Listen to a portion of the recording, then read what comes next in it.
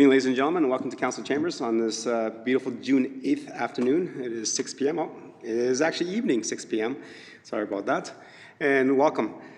As you can tell, this has been a pretty wet weekend for our Farmers' Days. So I'm glad that having it at Council because of the COVID-19 issue, I guess it was a kind of blessing in disguise, I guess, with being in wet weather.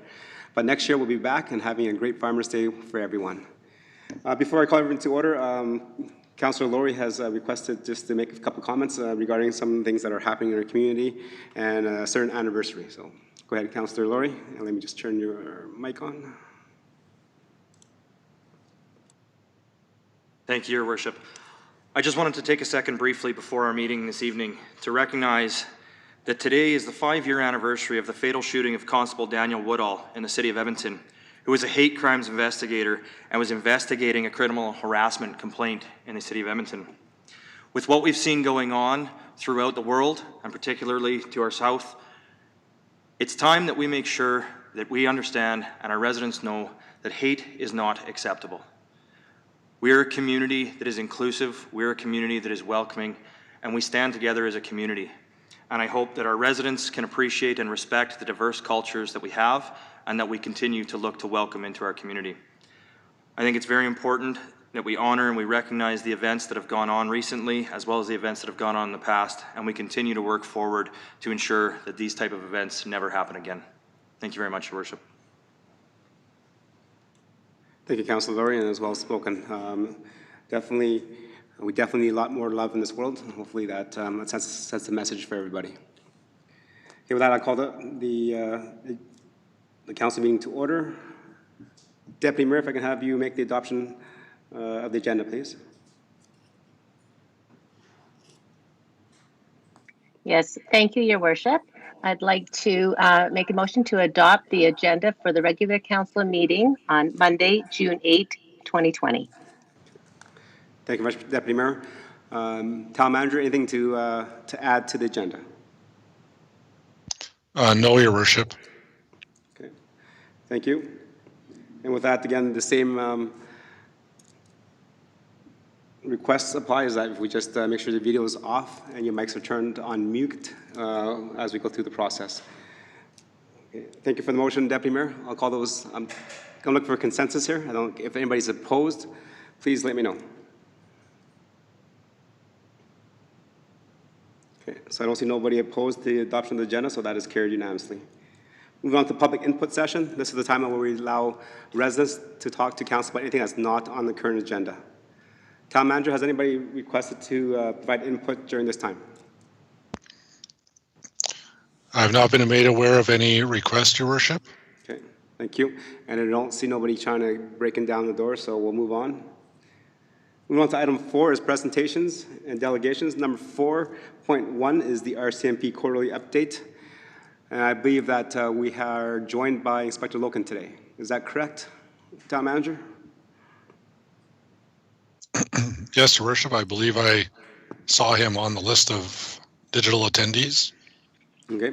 So welcome, Inspector, and you can go ahead and start whenever you're ready. Okay, thank you, Your Worship. Can everyone hear me okay? We can in chambers, yes. Okay, perfect. Councillor Laurie, just want to start off by saying appreciate your comments. We support what you just said as well. And I will try to go through this fairly quickly. Our world is a different place than it was the last time that we met. There's a lot of different things going on in and outside of the detachment. In terms of staffing levels, we're still down 2 sergeant positions, so nothing has changed in that regard. However, a competition has named 1 successful candidate, and with delays in process outside of the detachment and beyond our control, the other process is delayed. We're still down a significant number of corporal positions, but again, another competition has been completed, and we're still waiting for the successful applicants to be named from that process as well. In terms of constable positions, we are sitting very well. We have no vacancies in the frontline constable positions. We've got a number of new recruits in our detachment, so there are a lot of new faces, and there has been a lot of changeover in the last while.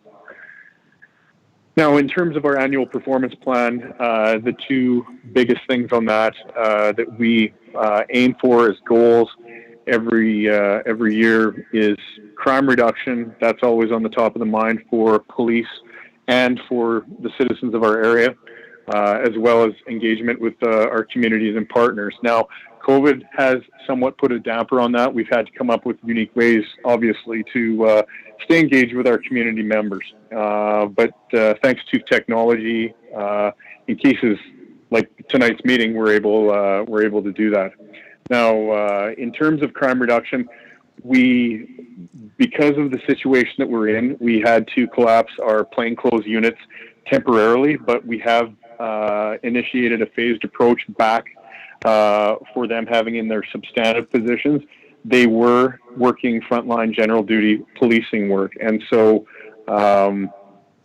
prolific offenders, even with them on with the general duty watches, they were still being monitored by our analysts and by the general duty members instead of the crime reduction unit.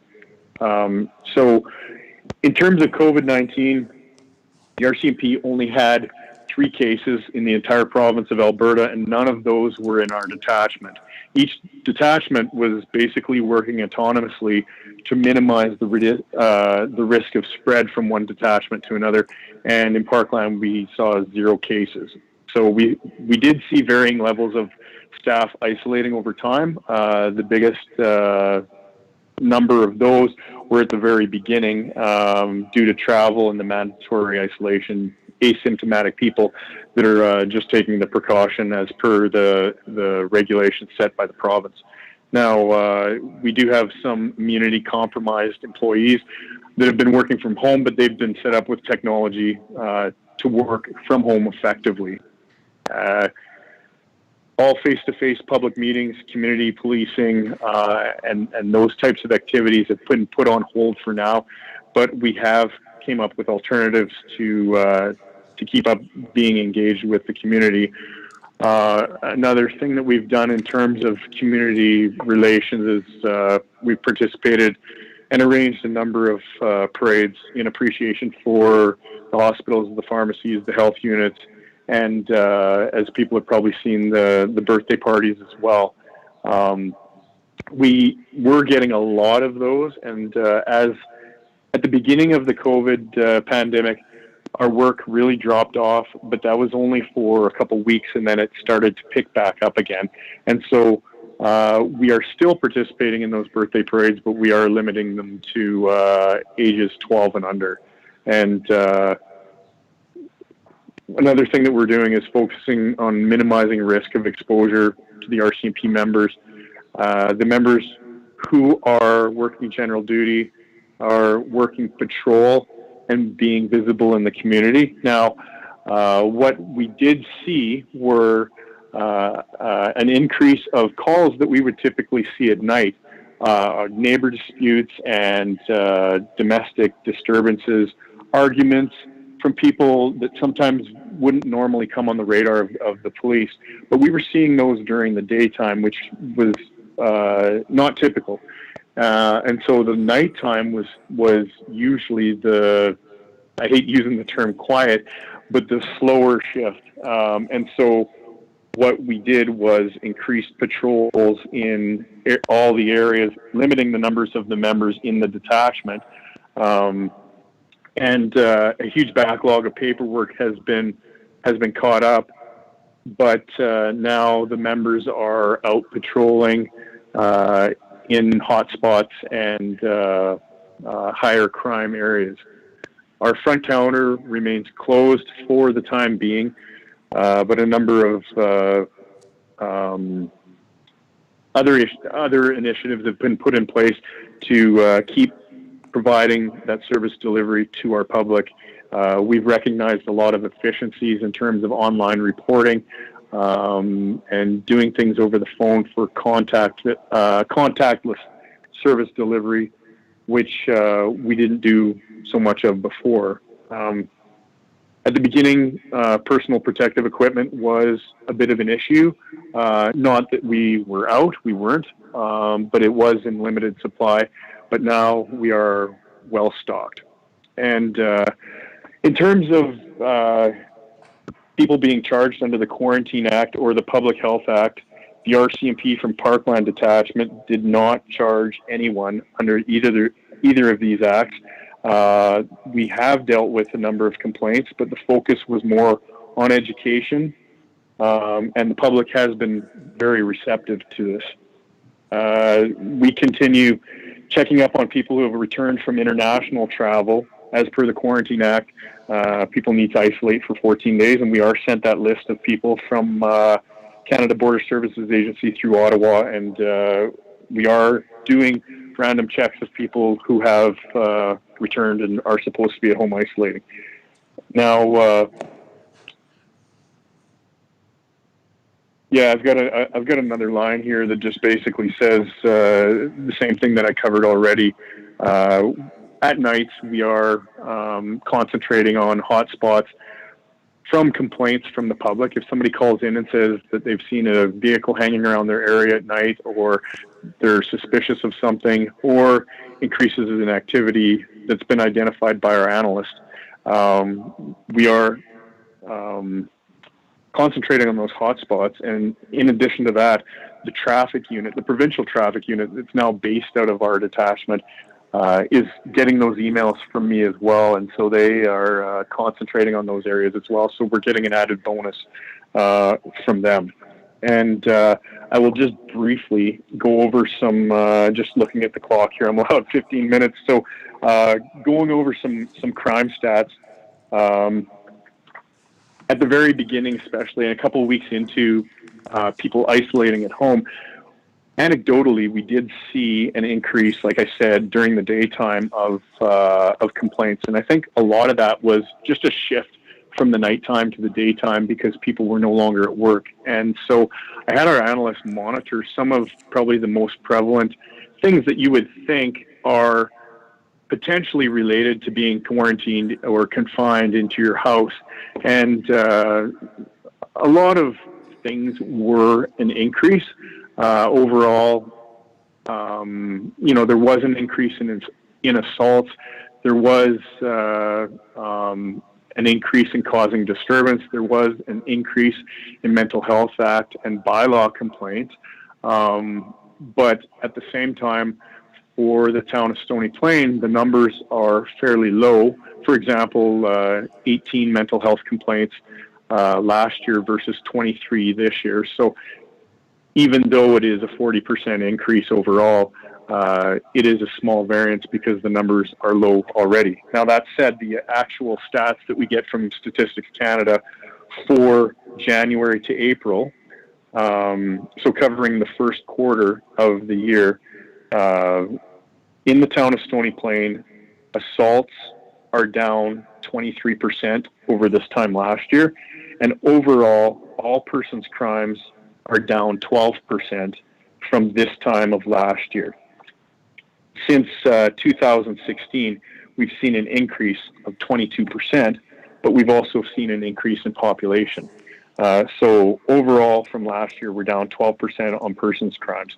Now, in terms of property crimes, and I'm talking January to April of this time last year to this time this year, those months this year, an increase of 7% in break and enters, an increase of 26% in theft of motor vehicles.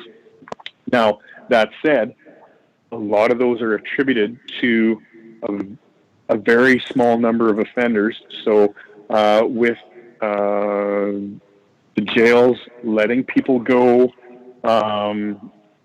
and the difficulty in remanding prisoners in custody, we are seeing some of our prolifics commit crimes in our area. However, we are concentrating on them. We have identified the prolific offenders in our area, and we do keep fairly close tabs on them. If they are under conditions we monitor those conditions and ensure that they're complying. So that said, those two areas saw an increase, but also theft over $5,000 saw a decrease of 67%. Theft under $5,000 saw a decrease of 23%, and possession of stolen property down 29%. So overall, all property crimes from last year to this year are actually down 5%. That's basically my presentation. Looks like I'm about out of time, so pending any questions from council. Okay. Thank you very much, Inspector, and appreciate the report. I'm glad to hear that there wasn't a lot of resistance to the public health orders and the act, and I appreciate you mentioning that through education you had a lot of compliance, which is excellent to hear. And I think that's helped us flatten the curve a lot faster than before. First off, we have Councillor Bennett that has a question. Thank you, Mr. Mayor. And thank you for your presentation. So, first of all, I have 3 quick questions. I say they're quick. Maybe they are, maybe they aren't. What's a mental health offense? Could you give me the definition of that? Sure. It's actually not an offense. A mental health call is a call under the Mental Health Act, and nobody's charged under the Mental Health Act. The typical call that we would see for that is somebody in some form of distress, and that could be, or typically, somebody who has expressed suicidal ideation or depression, or it doesn't mean necessarily that they're wanting to hurt themselves, but just that they or someone else is reaching out for some help. And so typically what happens with those is we either get our RPAC positions, which is a police officer and a mental health worker. They're not based out of this detachment, but they are in the area. They're based out of, right now, Sherwood Park. But they do come over for those types of a complaint. But obviously, if the matter is urgent, the local members go to that. And so they would either attend and make an assessment and talk to the person and set up some supports through different community supports that way, or make referrals, or if it's deemed that the person is a danger to themselves or others, then they may be taken into custody and taken to a health facility where they're examined and assessed by a professional there. Okay, thank you. Also, you talked about assaults, but would domestic abuse be labeled under assault? And is there a separate line for that so you can tell whether or not domestic abuse is on the increase? Right. Domestic, and that's one of the things is first your question about whether domestics are included in that statistic on assaults. Yes, they are, regardless of whether it's a domestic or not. But we do have also the ability to look and see if it is a domestic. And what we've seen is that we are not due to COVID or anything like that, we're not seeing a stark increase in domestic-related assaults. We did see an increase of disturbances and arguments, not necessarily an increase in actual assaults on their domestic partner. Okay, thank you. Inspector Loken, one more question, Sure. and that's rural crime. It was actually a friend of mine whose house was broken into. They were in the house at the time, and they live just west of Stony Plain. Who would respond to those calls? And would you think that that is, what did you call people who, prolific? Would that be prolific, do you think, those cases out there? Well, quite possibly, and without knowing the specific case that you're talking about. First of all, that is the RCMP from Parkland that would respond to that. When you say just west of Stony, I'm thinking that it's just a little ways west. We go almost all the way to Evansburg. We go a little bit past Wabamun. So we do have quite an area, but if they're just west of Stony, that would be Parkland Detachment that responds to that. So in response to your question about whether or not that would be prolific offenders, again, without knowing the specific case, but I can say that typically the break-and-enters, especially if they're happening when, people are home, those are the people that we see repeatedly. And a lot of those property crimes are fueled by addiction. There's, the two go hand in hand. Good. Thank you. Inspector Loken, I really appreciate you and our RCMP members' service, and please pass on my appreciation to them. Thank you for saying that. Okay. Thank you, Councillor Bennett. Moving on to Councillor Plechko, please.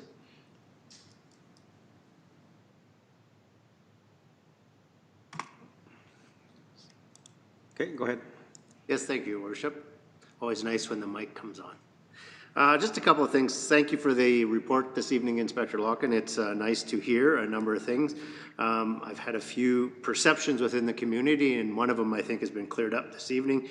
Property crime overall is down 5%. I've had a number of people believing that that was up substantially within our area, so it's nice to see. The second concern that I've had from several residents in the past little while is the perception of the members patrolling our community. And I'm just wondering if you could speak to that a little bit in regards to what is the traffic of the members patrolling our community from last year to this year at this time? Well, that has been obviously a concern of ours. And I think a number of residents from Stony Plain, when we did move to the new building, we moved here in September, and to be completely honest, is if Stony Plain was no longer the epicenter of our activities, I would expect to see a decrease in police cars in Stony Plain. That said, we have stressed to the members repeatedly that the expectation is, particularly with Stony Plain funding a number of positions for our detachment, is that we would see members over there. So we have been stressing to the members that they still need to go over there. And in looking at the watch reports daily from the night before, we do see a number of patrols over in the town of Stony Plain. And I think perhaps some of the perception may have been created by the shift in the activities of the members, because a lot of, particularly when people were quarantining or I should say isolating at home, during the daytime when people are typically awake and police cars are visible, they were responding to more calls, and it was more centered around a response for service rather than being proactive in the community. So that would dictate where the members would go. That said, at night, a lot of times when people are sleeping, when the members were more free to go out, that's the main time when people would be, I shouldn't say people, even though they are people, our CMP members would be patrolling the town is in the hours when people wouldn't necessarily see them. Okay. Just further to that comment, then, I'm just wondering, you speak to higher volume in the evenings, and yet we have a 26% increase in vehicle break-ins. Can you relate that to daytime or nighttime, and why we would see that? I don't have the statistic on that, but I can tell you that, again, the police are only as good as the public they serve. In many, the majority of these cases, the keys are left in the vehicles with the doors unlocked, and the vehicles are simply being taken. So even if we constantly patrolled the area, if a vehicle is left unlocked with the keys in it, all the patrolling that the police do is not going to prevent that, especially if you have a target-rich environment. Now, I am a strong believer that a lot of these numbers are influenced by a very small number of people, and we do go in cycles of some of these prolific offenders being in custody and not being in custody. And right now we are seeing an uptick in a lot of these prolific offenders being out of custody. Thank you. Thank you. Any more members of council would like to have a question of clarity of understanding to? Okay, Councillor Loy, go ahead. A negative I was pointing to, sorry. Okay, thank you. So we'll move over to here, which is Councillor Meyer, please. Can you hear me? I can. Thank you, Inspector Loken, for your report. At the very beginning, you quickly ran over some staffing shortages numbers, and you had said 2 sergeants, and I believe you also mentioned another position that had some vacancy there. Yes, there was some corporal positions that are vacant as well. And how many of those do we have? Try. Right now, out of 8 positions, I believe that we have. We've got more than 8 corporal positions, but I'm talking general duty on the watch. General duty corporal positions on the watch out of 8. I believe that we have 5 vacancies. Sorry, 5? 5, yes. Okay, okay, that's good. Thank you very much. Thank you.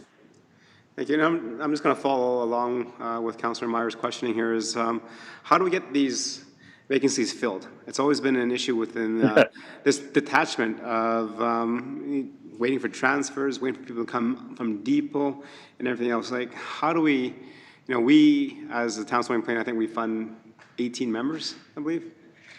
Yeah. Yep. So how do we get those positions filled all the time every year? Well, all the time is never going to happen. I can tell you that some time ago we developed a regular meeting system with staffing, and which is our HR department, and so we have weekly meetings with them because this is a fairly large detachment, and the problem sometimes is the demand from other units within the RCMP that take members away from us, and then the process of filling these positions back. Now, some of those things are completely beyond our control. If there's a promotion or certain transfers that staffing says have to happen very quickly, but on the other hand, we in identifying those early with staffing and anticipating these vacancies, we can usually get on them sooner. Now, I can tell you right now, one of the reasons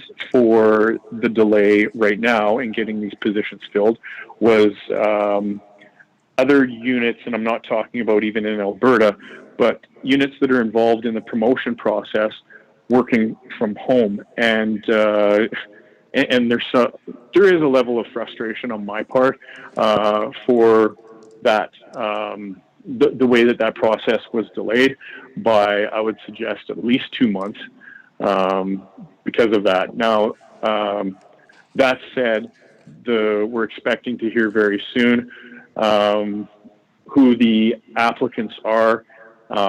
They've submitted a number of documents, so we're prepared to sit down and decide who these successful applicants would be very soon. Now, some of the other ones that would not be filled with promotion, that would be filled with lateral transfers from other areas, we have to wait. And again, sometimes with the economy, it's pending a sale of a house in another jurisdiction. That's why we do so well in keeping our constable positions full right now, because a couple of years ago we decided that even though a recruit has to be trained and they come in with limited amount of experience, we do know when we're getting them, because once they're done training, then they come to us. That said, it's a balance, because we have to have members with experience as well to mentor and train these individuals. So it is a balance. It's HR, I can tell you, is probably one of the bigger things that consumes my day almost every day. So I would suggest that right now we're in a bit of a unique situation in terms of the number of corporal positions that are vacant. I haven't seen it this low, I don't think, since I've been here in 2015. That said, we're optimistic that those will be filled fairly soon. I'm hoping that by the next council meeting, I'll be able to give you some very positive news. Okay, thank you. Members council, any other questions? Looking here, Deputy Mayor Matties, any questions? No, Your Worship. Thank you very much. Okay, thank you. And just maybe one question for the inspector while we have you on the line here. You know, we talked about the perception because the actual physical location of the building moved from Stony Plain to the edge of Spruce Grove, just off Jennifer Highway there. What has been the response time for a call if there was a kind of emergency call within the town of Stony Plain? That would be dependent on the location of the members at the time. Typically, depending on the urgency of the call. Obviously, if it's a priority call, the person that's the closest or the persons that are the closest would respond to the call. Whereas if it's a non-priority call, it might be somebody that's not busy or not the closest. So we don't keep track specifically of response times. I think the fire departments do a lot of times. We don't keep track of the response times, but I can tell you that we haven't had any major concerns raised to us by the public about our time responding to calls. Okay. Thank you very much. And I just want to share my gratitude and thanks. As you know, there's been a few break-ins within town Stony Plain, and there was one broken into my restaurant. It was called in, and the officer that was closest by was deterred or changed or deferred from someplace else that he was driving. That officer arrived on scene with the suspect still inside my premises. And then I got there, and then a couple other squad cars come. So obviously what you said about whoever's closest in terms of the call gets sent out. So the system does work, and definitely appreciate that. Thank you. Okay, with that, thank you very much for your presentation. I look forward to maybe having you physically in our chambers at the next quarterly update. No kidding. Thank you so much. Welcome. Have a good day. You too. Okay, members of council, moving on to our next presentation, which is 4.2, the Arts, Culture, and Heritage Action Plan presentation. Okay. Administration, do we have the presenter on? I'm trying to... Mike Locken, RCMP. Is now exiting.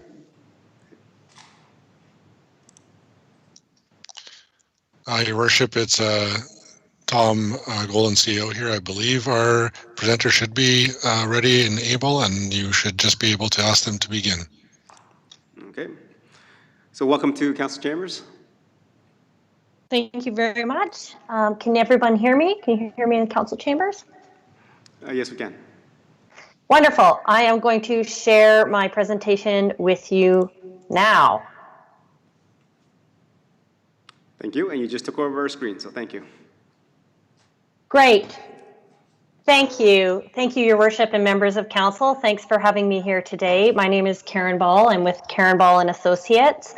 I've had the pleasure of working with Chantal in administration on this Arts, Culture, and Heritage Action Plan, and I'm pleased to present to you the final plan today. This is an action plan versus a cultural plan. So a couple of notes about that. It's reliant on existing research. The engagement scope is reduced. There's no broad-based engagement, although we did look at broad-based engagement from the past to inform us. The timeline on this plan is reduced from a larger cultural plan to 3 to 5 years, and the recommendations are carefully considered for their ability to take advantage of existing planning and for their ability to be actionable. So it's typically a little bit more concrete than a cultural plan. When we talk about culture in this plan, arts, culture, and heritage, I'll just use the word culture as I go forward. We're really talking about the broadest possible measurement. There's a full appendix in the report itself that goes into what sits in each of these categories. We're also working off the vision that is the original vision from your 2012 cultural plan. The action plan itself contains 12 goals that advance the cultural richness of Stony Plain under 4 broad categories, which I'll go into in some detail going forward. The first one is downtown creative placemaking. There's 2 goals under this category, and creative placemaking describes activity in which arts, culture, and heritage play an intentional and integrated role into community planning and development. It's often used to revive and re-energize downtown districts and to enrich relationships between citizens and the places they live, work, and play. And creative placemaking has really gained in popularity over recent years as cities and towns diversify and grow their economy through tourism and the creative industries, both of which are supported by a region's ability to capitalize on its unique character. Here we're recommending that you expand on what is really a cornerstone of your unique character, the success of the mural program, to introduce new murals, and particularly murals that highlight contemporary and Indigenous stories throughout the downtown. Each one of these goals is supported by a set of tactics, which are a recommended way in which you may advance that goal.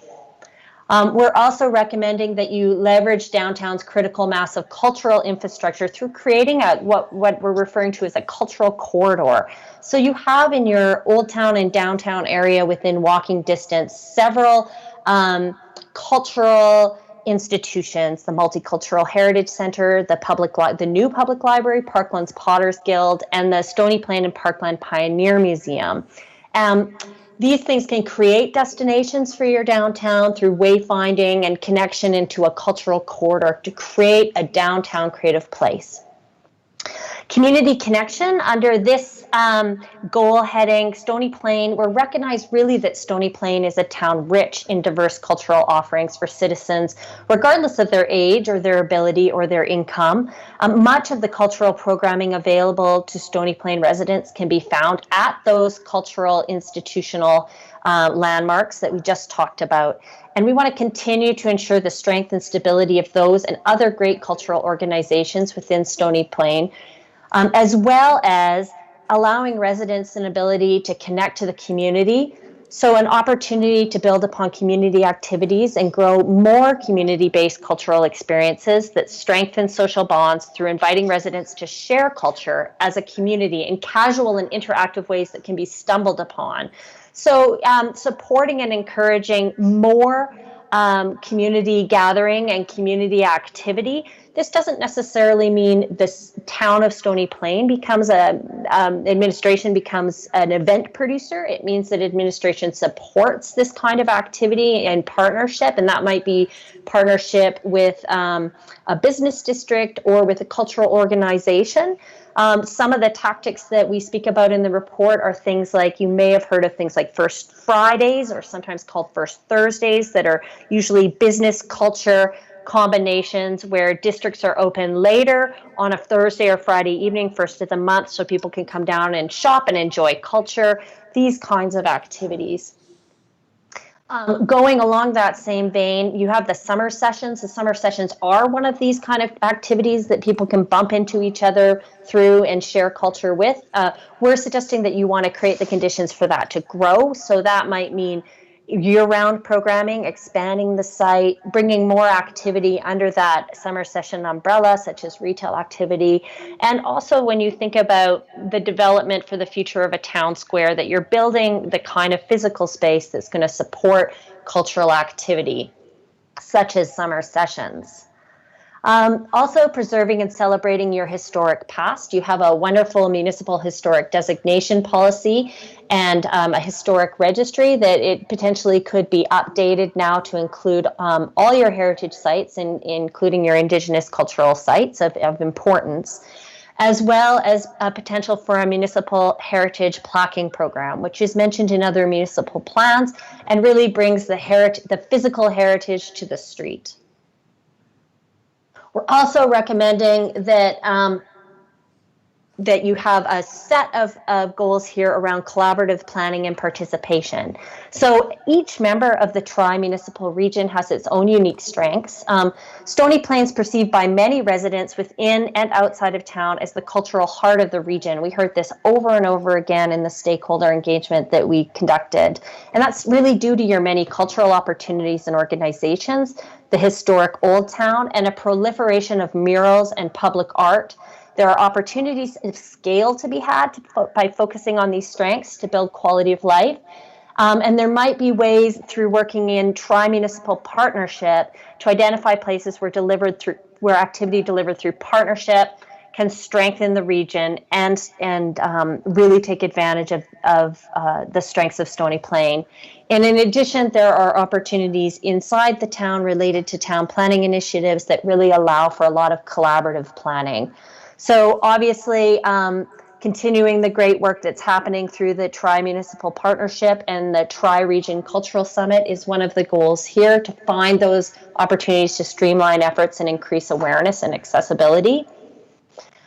Integrating your unique culture into the public realm infrastructure, so through collaborative planning internally, to find ways to reflect your culture within design standards and guidelines, utilize public art to create or enhance the public space, incorporate art and artists as part of planning for streetscapes, and including public art and public cultural assets within the town asset management structure.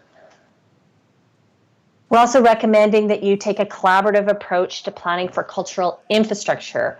So this action plan we looked at all the cultural infrastructure that's being planned in the region right now, that's evidenced through tri-municipal regional planning, and are recommending that you advance the recommendations that are within your arts and culture facility plan, as well as finding ways to look at infrastructure through a tri-municipal lens.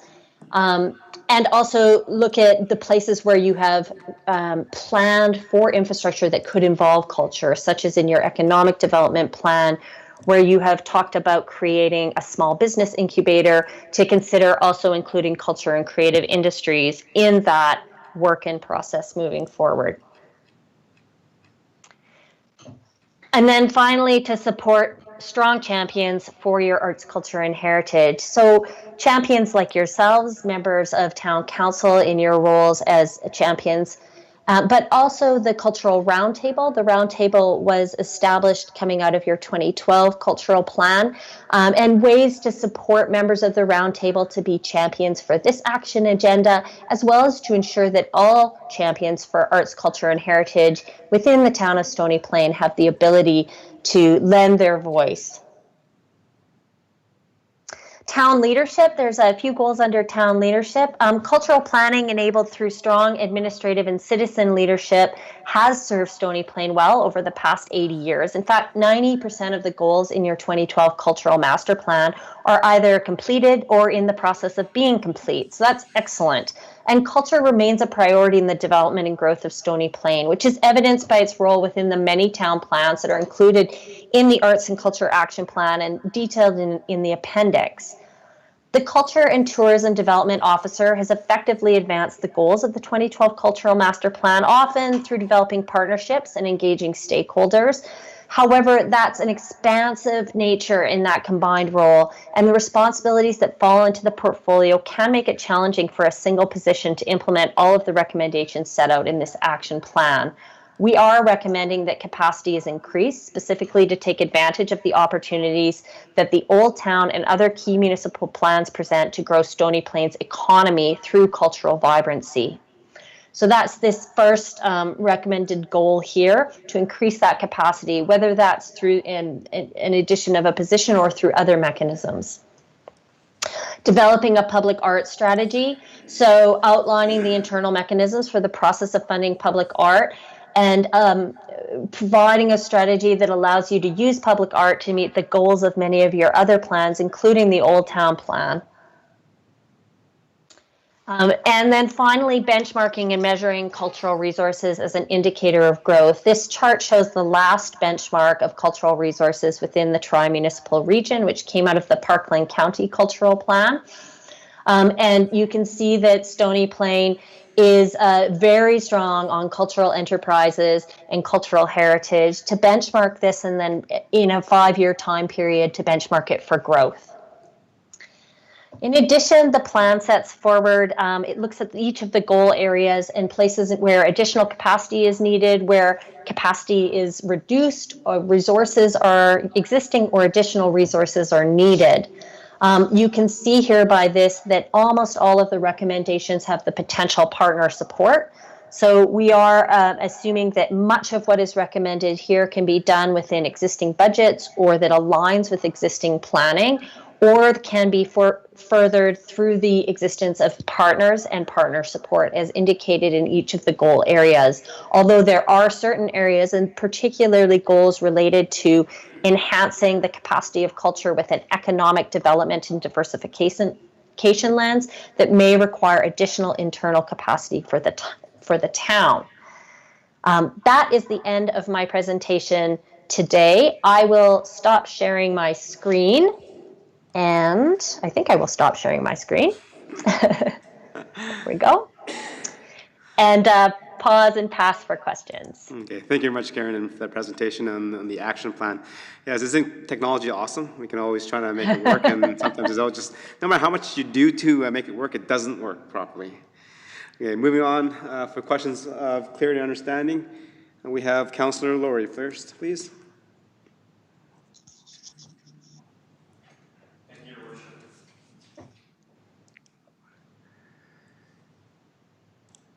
Thank you, Your Worship, and thank you, Karen, for William, we're not hearing properly. Yeah, he was getting my mic turned on. We're good now.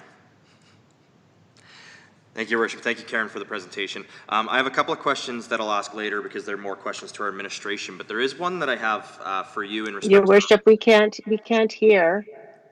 Okay, hold. Can you hear me? Just barely. Barely. What did we do different, Adam?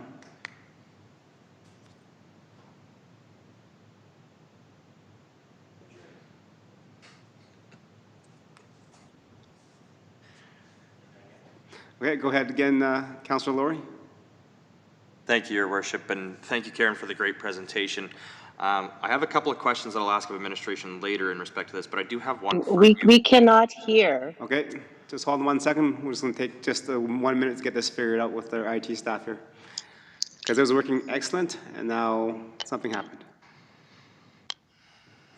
Your Worship, it's Tom here, Your Worship. Yeah, I would concur. I can hear the members in the chambers, but it's very, very quiet. And that's what I would add, Your Worship. I cannot hear as well. Okay, thank you. And Adam says 20 seconds.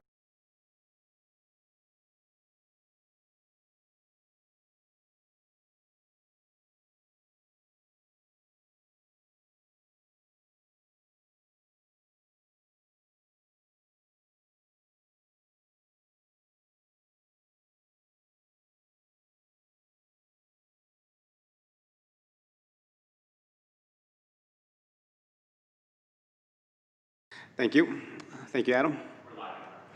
We are live, so go ahead, Councillor Laurie, to your question, please. Thank you, Your Worship, and thank you, Ms. Ball, for the presentation. Really appreciate it. One question on page 17 of the presentation when you speak of summer sessions. A couple of things I absolutely love on this and in the detail in your report in relation of making it all year round and having a themed winter sessions similar to the summer sessions. I think that winter festivals are highly embraced in North America here, particularly in Canada. I think that'd be wonderful. And I also love the consider street closures to accommodate more gathering space, food and programming options. But I do have a question in regards to expanding the site and consider planning for the future town square as a place that can support programming like summer sessions. We have facilities already in the town of Stony Plain. Specifically, we also have the Blueberry Stage at Heritage Park, which is a very large cultural hub in the community. I'm curious if you can expand on why the recommendation in the report is to consider growing a future space that doesn't exist already, rather than utilizing a underused space that we already have.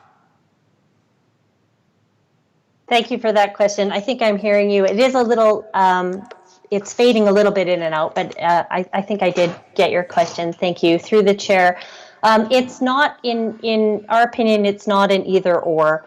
So the nice thing about summer sessions is that it's drawing people into your old town, which what we're suggesting is that you continue to support the kind of activity that can draw people into the old town and that can make the most of creating a vibrant Main Street there, as well as potentially more deeply involving the merchants and other partners that have storefront in Old Town to incorporate them into the event itself in some way. But of course, the stage that you have and the existence of it is more of a destination and less of a bumping in to kind of central downtown location. Okay, thank you. And we have Councillor Bennett with a question.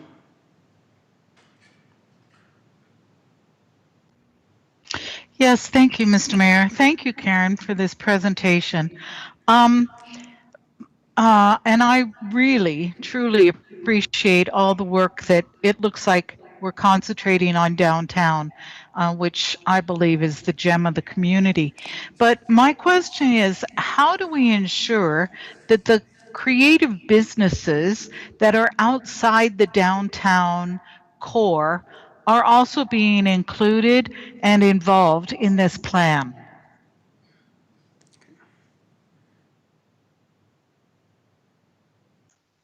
Thank you very much for the question. Through the chair, we did talk to stakeholders that have businesses both inside and outside of the downtown. Ultimately, at this point in Stony Plains growth and planning, we felt like the highest opportunity over the next 3 to 5 years is to create a vibrant town center, but that in no means diminishes the need of all of the creative industries and businesses inside Stony Plain to be able to participate in activity that might happen. And so we have indicated that there are recommended goals around creating events that can offer opportunities for people, whether they're located in the downtown or not. So it's a bit of a balancing act, but I would say we took an approach to say that we feel like in the next 3 to 5 years, the priority for Stony Plain, all things being equal, is really to concentrate on defining your downtown as a creative place. Thank you. Go ahead, Councillor Bennett, with a follow-up. Yes, thank you, Mr. Mayor. So Karen, I'm thinking of some of the businesses that are located in the shopping areas. Who on our staff and our administration team would be the key people to make sure that these businesses are also aware of what's going on downtown and have the ability to be involved in? I'm thinking of our Christmas shopping night, where the center is downtown, but those other businesses also include themselves. They want to be part of it. So, they're part of they're part of the marketing and encouraging people to shop there. So is that our economic development team that should be the key responsible people for making sure they're included, or is that our cultural and heritage person? I'll take a first answer to this and then maybe invite Chantal Laberge to join me in thinking around this. We have not in this action plan identified where the capacity sits for all of the recommendations in this plan. But one thing that we have identified is that you have a huge opportunity in front of you in terms of being able to diversify your economy by relying on the strength of your cultural enterprises. And that perhaps in some ways you have a lack of capacity is actually a constraint on being able to connect those two things. So we haven't said where that additional capacity should be built, but we have recognized that building that additional capacity will allow you to leverage a lot of the opportunities that may exist around cultural activity and creating a strong and diversified cultural sector that contributes to your economic health. And Chantal, would you like to address that in any further way? Thank you, Karen. Through you, Your Worship, to Councillor Bennett. Just to answer your question a little more specifically, the Culture and Tourism Development Officer position actually does include responsibilities for economic development around cultural enterprises and the cultural sector. So I do work with some of our cultural businesses on a regular basis and have touch points with others on an ongoing basis as well, and try to include them in as many opportunities as possible. Specifically, the Christmas event that you are mentioning, that is planned independently by the businesses, and the town doesn't at current time play a role in that. So it really is currently the onus on the onus of each of those businesses to connect with each other to participate in that event. Okay, thank you. Any more questions and comments from members of council? Okay, you can see nothing up there. Karen, I have a question for you. In the presentation, you guys mentioned about the plaquing program. So during that program, do you foresee us using also QR codes so that people that do have smart devices to come scan the code and then actually see the kind of the history behind this plaquing and why this building or this area was plaqued? Thank you for the question.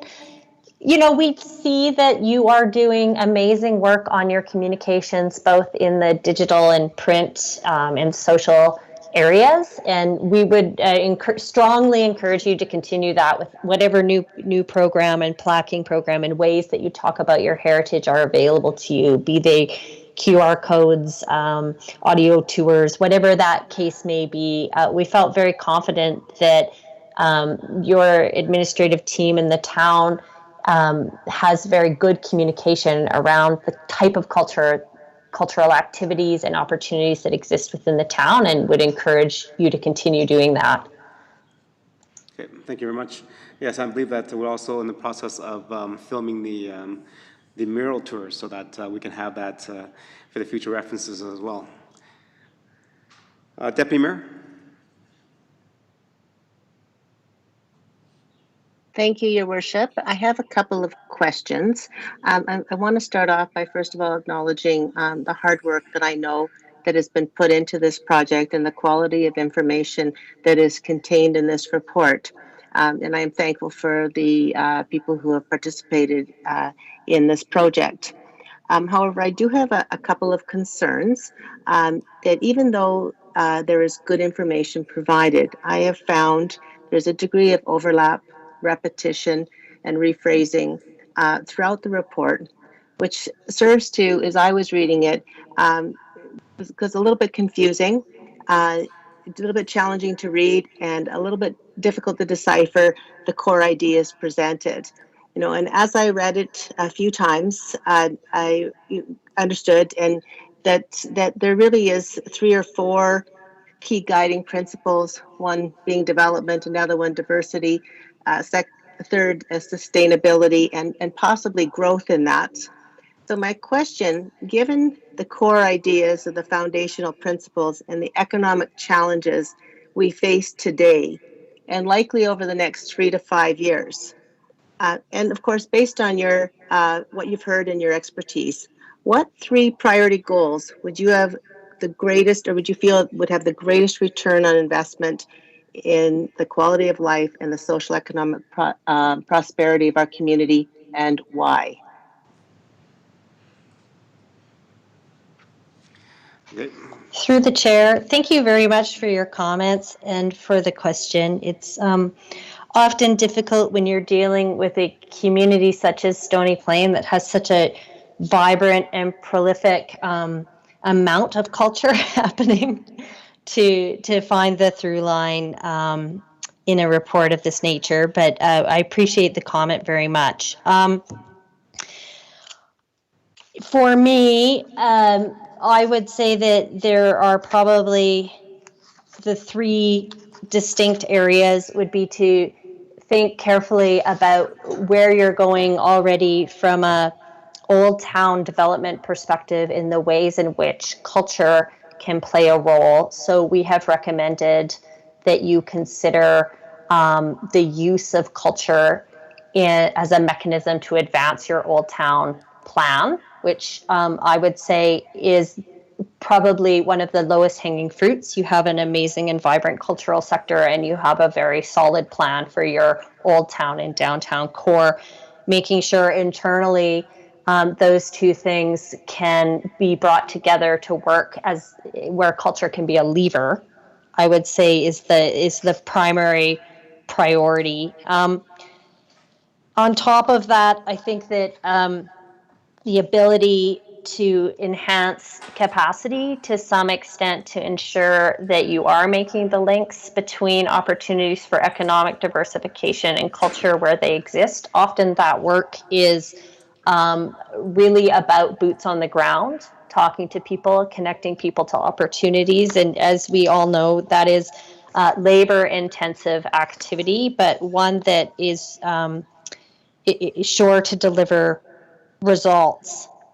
I would also say that there's a goal in there about encouraging community and community participation, which I would say is, if done correctly in a way that is authentic to Stony Plain and more bumping into community culture happening, that is a great way for you right now as a community that is growing to ensure that new people to your community are incorporated into the cultural life of the community. It's happening on the street level. They do not have to go out and find it. That's a benefit for the community as it grows. Thank you. May I follow up with a second question, Your Worship? Go ahead, Deputy Mayor. Thank you very much. My second question relates to the capacity that you just spoke of with regards to the priority of tasks, process, and timelines. And just wondering, because there are so many groups and people that are proposed to be involved in the execution of this, would you suggest a smaller, qualified, diverse committee be established that could potentially lead this while engaging others as required? Through the chair, thank you. I would. We have in our recommendation to revisit the terms of reference for the Cultural Roundtable identified that it's probably better to expand and contract the Cultural Roundtable through a series of ad hoc committees as necessary that are focused on actionable work that lies ahead. And so that would be one way to do what you, as you just described. Okay, thank you very much. Thank you. Any other questions from members of council? Okay. And I have a question maybe. How does this action plan, how do you see this action plan kind of evolving and kind of maybe supporting the tourism strategy that council approved a couple of meetings ago? Through the chair, I think I will invite Chantel to address that. Thank you for the question, Your Worship. I would see the plans working in conjunction with each other. When the tourism master plan gets started, obviously this new action plan would be included in the literature review, and then any relevant actions from this plan that can be actioned through the tourism master plan would be done so as well, and or anything that can be cooperative work between culture and tourism would be included in the tourism master plan just as a secondary touch point. Okay, thank you. Okay, I don't see any more messages coming in that anyone wants to ask questions. So on behalf of council and our committee, thank you very much for having this action plan put together for us. There is a lot of work for us to do, and well, definitely not us to do as council, but definitely for our staff to consider and bring back to council in terms of the corporate planning process. I definitely appreciate the fact that you recognize that Stony Plain has a rich history of culture, and we've been diligent to making sure that we maintain that, as that's what sets us apart from some of the municipalities around the Edmonton metro region. Stony Plain is rooted in its history and in past as we keep an eye on the vibrancy of the future going forward. So thank you very much for that. And thank you for joining us this evening, Karen. Thank you for having me. Okay. Thank you, ladies and gentlemen. Before we move on to 4.3, which is the next presentation, can you just do a check in how are the people that are joining us virtually hearing what's happening in chambers when we speak? Town manager, is it better? Thank you, Your Worship. Just from my end, being on the virtual side, the other virtual speakers are coming in loud and clear, whether those are members of council or the presenters. I would note this particular last presenter, the comments or questions coming out of the chambers itself were more difficult to hear. I believe for the previous presenter or for the first portion of the meeting, the sound seemed to be clear, loud enough coming out of the council chambers, but it has been a little quiet and a little choppy the last maybe 15 or 20 minutes, Your Worship. Okay, thank you very much for that comment. So right now I'm just going to call for a 10-minute recess as our IT can reset everything to rejoin before we continue on with 4.3, the next presentation. Okay. Thank you. So we'll recess for 10 minutes.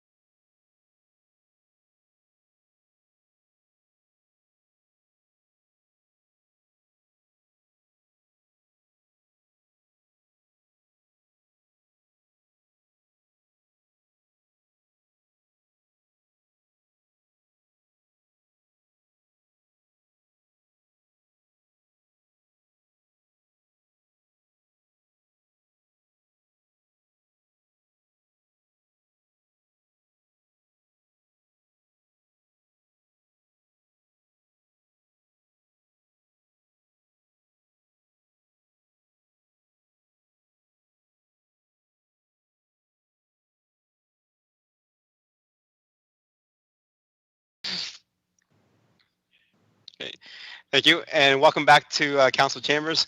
Sorry for the technical difficulties. We have changed now back to a virtual platform that our councillors and everyone will be participating through their own individual headsets instead of a chamber volume control with mics and everything. So hopefully this resolves the issue of certain members of council that can hear and others can't. So going forward to and continue on our agenda is 4.3, which is the Stony Plain Cemetery presentation of the master plan.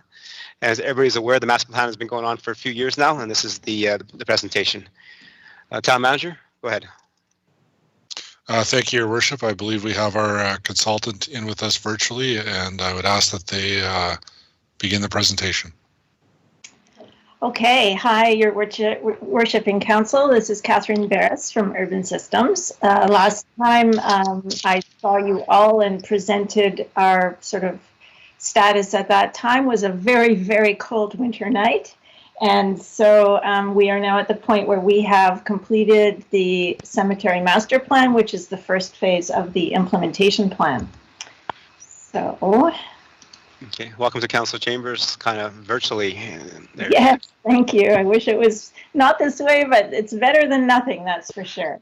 So I'm going to go through the just a very brief overview of the entire master plan. This is the contents. So as you all know, we did for you a cemetery needs assessment and business plan in 2016. Since that time, you acquired a property, did initial studies that showed it's suitable for a cemetery, and then we were brought on to help you with the implementation plan. As part of that, we started with a site survey assisted by a drone.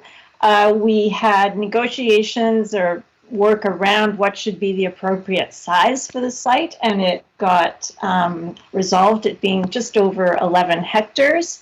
We did concept plan options that we brought to a staff workshop, refined that into a preferred concept plan that we came out to show everyone, and that included workshops with council, staff, stakeholders, and a public open house. And at around the same time, we launched a community survey that had 173 respondents, which for a cemetery project, in our experience, is a really, really good response rate. When just hitting on a couple of the key responses that we got, we asked, are your remains after you die likely to be cremated or buried? And 71% said cremated. This is pretty much in line with Alberta. The average cremation rate for Alberta is currently around 75%. So that just helps us know we had a good representation of people, and we did have a really good representation of people by age group. Sort of the main million-dollar question, when there's a community cemetery in Stony Plain, how likely is it that your remains will be placed there?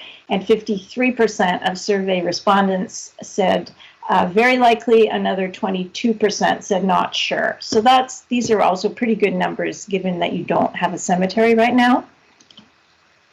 We asked people, and I'm sorry, this might be small, but I will summarize the key points. We asked, what's your interest in a full range of different cemetery services? The one that came up at the top was columbarium. Next, cremated remains burial plot, followed by family columbarium. What's really interesting in these results to me is that the next two are green burial and scattering garden, and the actual traditional full burial is at the very bottom of this list. So it just shows us that the community is interested in a wide range of services in terms of what is offered at the cemetery. The next thing we did was we did a forecast of needs. Now, to do that, we start with population, and then we calculate mortality, and then we figure out of those how many cremated versus full burial, and then of those, what will be the market share of the Stony Plain Cemetery. We looked at two population projections, working with your planners. The low growth scenario was 1% growth, average annual growth per year, and the second was 1.6. One of the things that made the numbers of this analysis quite different from what we did in 2016 is the growth projections are significantly lower than they were at that point. I'll now run you through what we learned about the site. So this is an air photo. As you can see, most of it is a cornfield. It has nice rolling terrain. There's some houses fairly close by. Can you see my cursor? Yes. Okay, so this is the closest house adjacent to the site on the west, and just east of the property is a wetland. Just north is a forested area and Heritage Creek.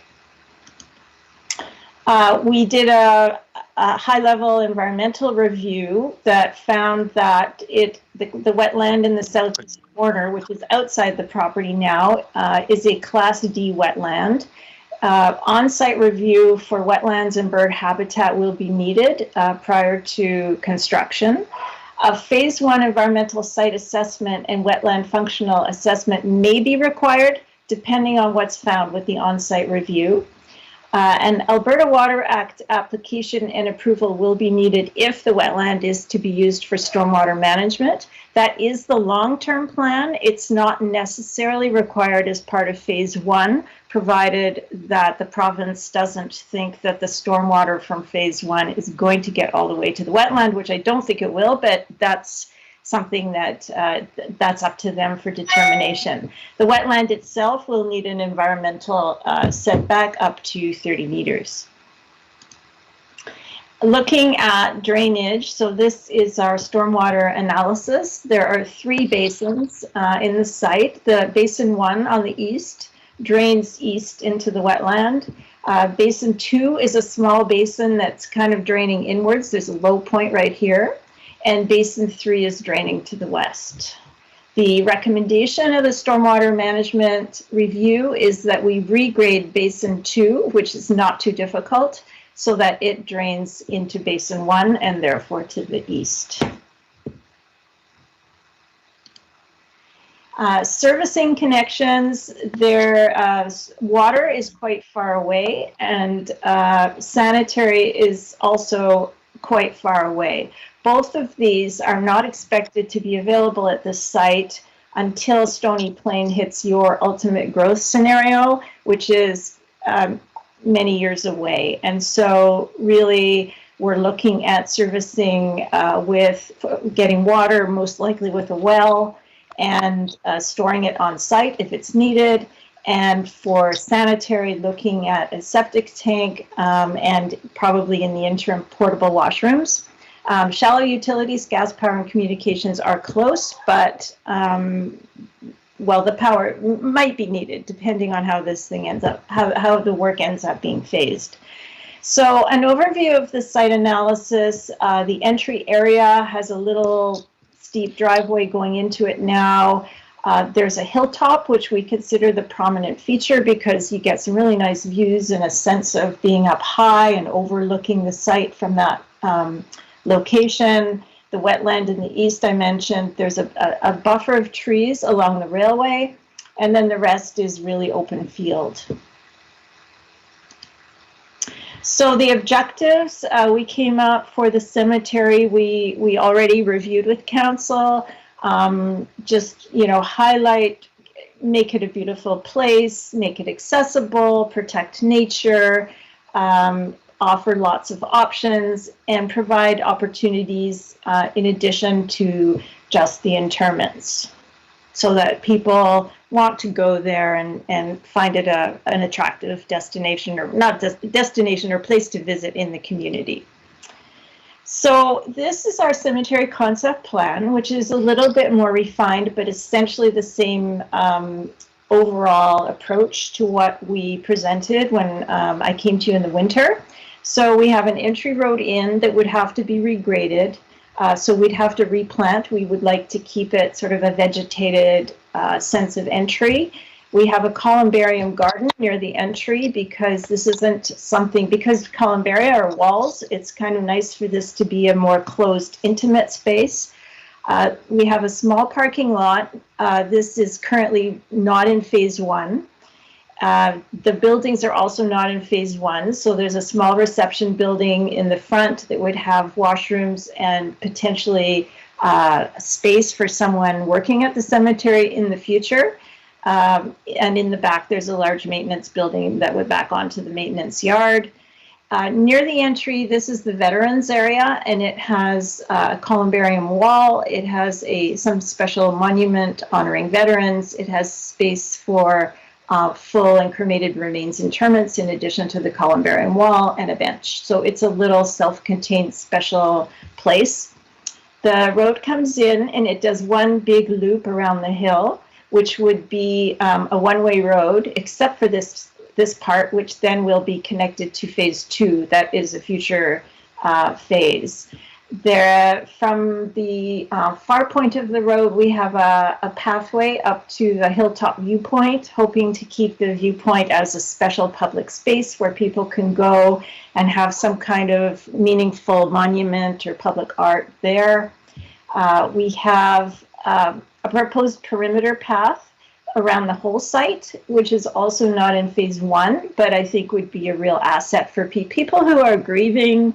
It's really important for them to be able to be in a space, and walking is really a great thing that people like to do when they're sort of dealing with major life and death issues. And then we've laid out where potential types of plots could be. So number 4, these ones are cremated remains plots. Number 2 are full burial plots with upright memorials. The burial plots on the hill, we're proposing flush memorials so that we keep the sense of the landform. And then we have our green burial near the edge because given the house being fairly close, we'd like to try to replant this, and green burial is a good way to do that. On the north face of the hill, we're proposing a unique kind of scattering garden that we are calling a wild rose scattering garden, thinking that we could offer people the opportunity to plant wild roses as part of the scattering process. And then there'd be monuments for that. That's pretty much an overview. We have a couple of rain gardens to deal with stormwater management. One is there'll be a swale along this north and west edge, and that would terminate in a rain garden. And then there'd also be there's a central little rain garden here, gathering all the water that's coming down off the site from the hill. So these are a couple of enlargements of those key areas I talked about. It's sort of a spiral of life that we're showing in the viewpoint, but all of this is really subject to detailed design. So if you have questions, I'm happy to go back to that later, but I've pretty much explained it, I think. Then we came up with a cost estimate. And so we were told from the beginning that the town had $2 million for the first phase of this project.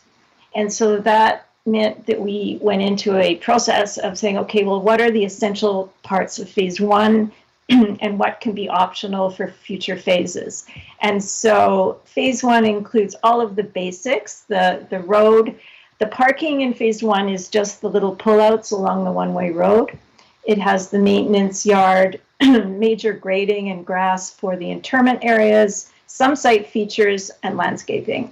The optional items are the buildings, the utilities other than a well for establishment irrigation, paving the roads and parking, so they are gravel in phase one.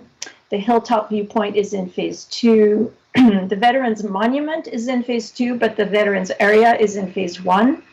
And then the entire perimeter path is in phase two. So we then went into looking at revenues and costs, and we did 2 fee scenarios. One is based on the average of comparable cemeteries. That's for communities of similar size to you. And the other is fees based on Northern Lights Cemetery in Edmonton. Thinking that your cemetery, in a sense, could be seen as somewhere in between those two potentially, we have allowed for a perpetual care fund.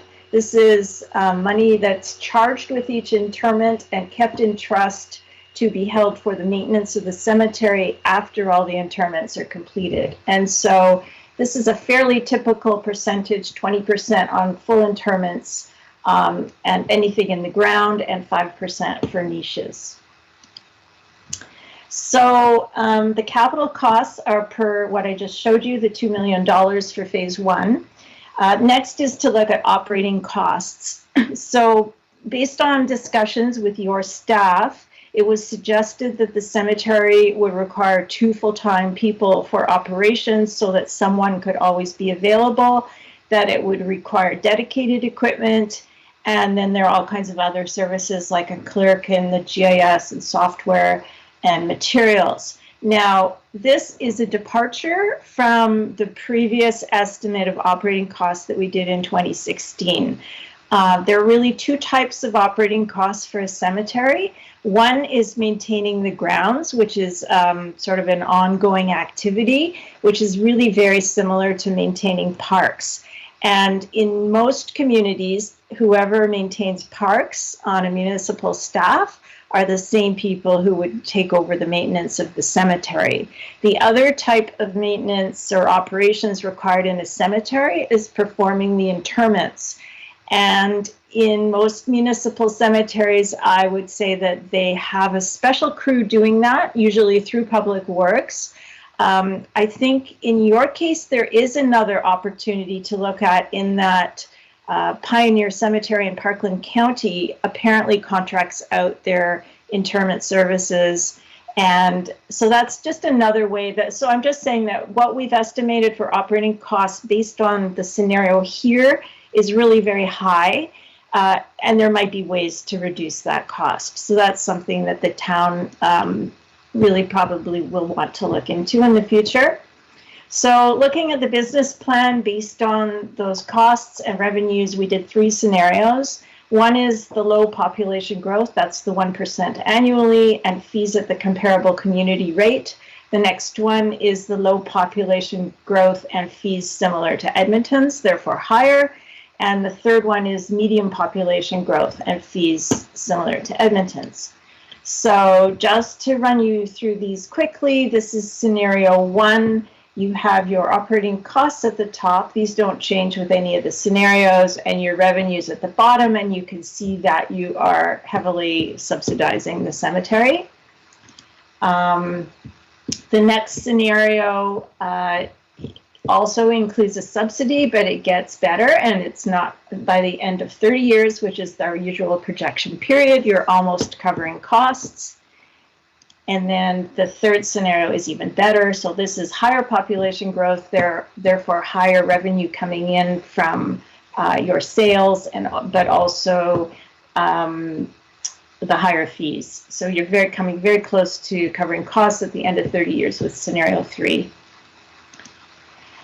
In terms of implementation, the next things to be done are, once you have your master plan confirmed, is preparing a bylaw, establishing what fees you are comfortable with. It's always a balance of covering costs versus affordability. Capital development and that whole process, getting approvals, doing detailed design, tendering and construction, setting up the staff and systems that you will need to run the cemetery and operate it, which is both the administrative and on the ground, purchasing equipment required or acquiring equipment, setting up the software, and then doing a web page and marketing strategy. So that concludes my presentation. I am happy to take any comments and questions, and I don't know, maybe I won't stop sharing in case you want to see any slides again.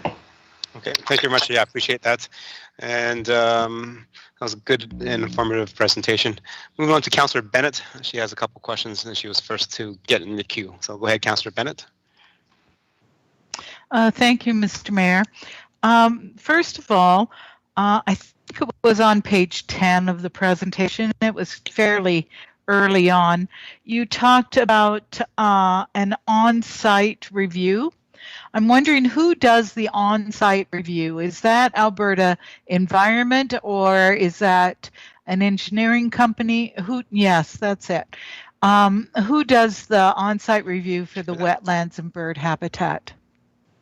Through the mayor, we have provided. Right now it's off. I can't hear anything.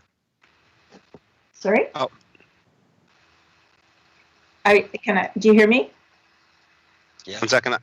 I can't. I didn't hear. Hold on.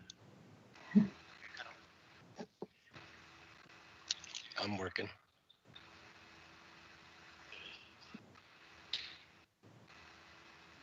I'm 100%. Okay.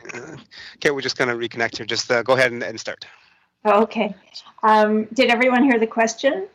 It was the on-site review, and I heard that. And then after that, when you started answering the question, it cut out, and then I couldn't hear anything. Okay. Through the mayor, my answer to that is we have prepared a work plan for the town of what the next phase would be when you are ready, or will be when you are ready to proceed, assuming you're ready to proceed. And so in our proposal, we did include for an on-site review. It basically has to be done by a biologist. And so I'm assuming it would be a consulting firm with a biologist, and that's what we had proposed. Okay, thank you. Councillor Bennett, any other questions? Yeah, I'll have a follow-up to that, and then I have one other question. So, Catherine, we are postponing this until 2022, I believe, with construction. It finished in 2023, and I know that on this page, for example, we have an environmental site assessment. We have the Alberta Water Act application. So do we start with those applications even now, so that when we are ready to build, we have all of those permissions to go ahead with it? So through the mayor, I would definitely say that it would be a good idea to do the environmental review and Alberta Water Act application early, because yes, it can be quite time consuming, and this way, if you are postponing construction, you would have more time to get those approvals.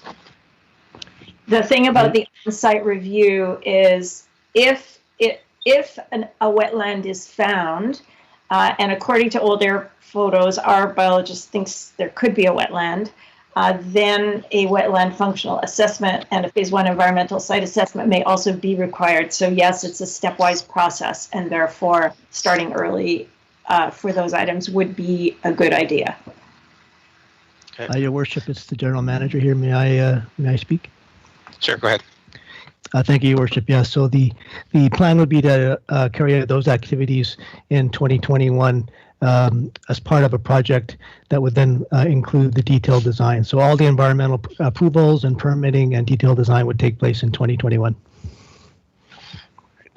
Right, and construction will start in 2022.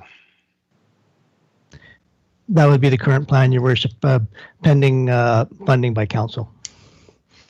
Thank you. Yes, Councilor Bennett, you said you had another question? Yeah, one more question. Thank you, Mr. Mayor. So, Catherine, throughout this presentation, you talked about universal design, which I know is making it accessible to everyone. So explain to me how the parking is going to work. I'm especially concerned with the parking when it comes to people who are in wheelchairs, people who are physically need assistance. How will they be able to get, for example, to the full burial site? It just seems to me that it's not very walkable at this point. So through Your Worship, I mean, every cemetery has grass essentially in full burial areas. If you were to put paths all the way through those areas, you wouldn't have space left for plots. So it's pretty typical. And so that's part of the reason that the roads are laid out the way they are, is so that there's never a very far distance from the road to a plot. So this road itself will be accessible. Now, accessible is a relative term. We all know there are degrees of accessibility. In the first phase, because it will be gravel, it won't be as accessible as it will be later on when it will be paved, but it will be at slopes that meet accessibility criteria, which is why the road doesn't go up the hill, for example, or straight up the hill. And it's fairly gentle grades in all of the interment areas. So that is typical accessibility as far as cemeteries are concerned. But if that doesn't answer your question, feel free to ask for more clarification. Yes, thank you. Thank you, Mr. Mayor. I guess what I need is clarity on along that road, there are pullouts. Is that what is anticipated, that the cars can pull up and then people can get out at certain points along the road? Through your worship, yes, that's the intent. Now, if it's most cemeteries aren't usually very busy other than when there's a service. And so really, if a person was there and stopping briefly, they could stop anywhere along the road. But if they wanted to be sure to be out of the way, there's a pullout here, one here, one here, and one here. So on all four sides of this oval, there are spaces to pull out and park. Okay. Thank you, Mr. Mayor. Thank you. And thank you, Catherine. Thank you. Councillor Laurie, please. Thank you, Your Worship, and thank you, Catherine, very much for the presentation. The question I have is in relation to, I guess, what you've called Phase 1 and Phase 2, and not necessarily the boundaries of the phases, but the different things, like you said, the paving of the roads versus the gravel roads, and so is that. What I see is a lot of construction activity that is going to go on in what I would call a developed and active cemetery. And I just wonder if you can speak to that at all in how that is typically portrayed and received. If the cemetery is done as Phase 1 with, I don't want to use the term substandard finishes, but essentially that's what we're looking at. And then later on, while the cemetery is active, while people are trying to come in and, potentially pay their respects, visit their loved ones and so on, there's construction going on. How is that typically received? Because to me, a cemetery would be a place that you'd want it kind of one and done, and then the development would be in an area where it isn't active at that point in time. Okay, so through your worship to the mayor, I have two parts. I see two parts of that question. So early in this process, when we did our first attempt or first draft of phase 1 in the plan, we actually had Phase 1 confined to this area here. And the comment from staff was, we want people to see how beautiful this cemetery is right from the beginning. What's the most beautiful part of the cemetery? And the answer was, well, it's really the hill feature. And so it really became a question of, do you concentrate your efforts on a very small area and build to a higher standard? This is given a fixed amount of budget. Or do you go to a larger area? And it was felt that it would be more desirable to go to the larger site, given that even though it might mean staging the construction. In terms of what I see as the second part of that question is, can you do something like pave a road in a cemetery? Well, there are construction projects in cemeteries all the time. They're always upgrading, they may be expanding, and it can be done to schedule the construction such that it won't interfere with certainly interments. And then people paying respects, you put out a notice and say, okay, there's going to be construction at such and such a time.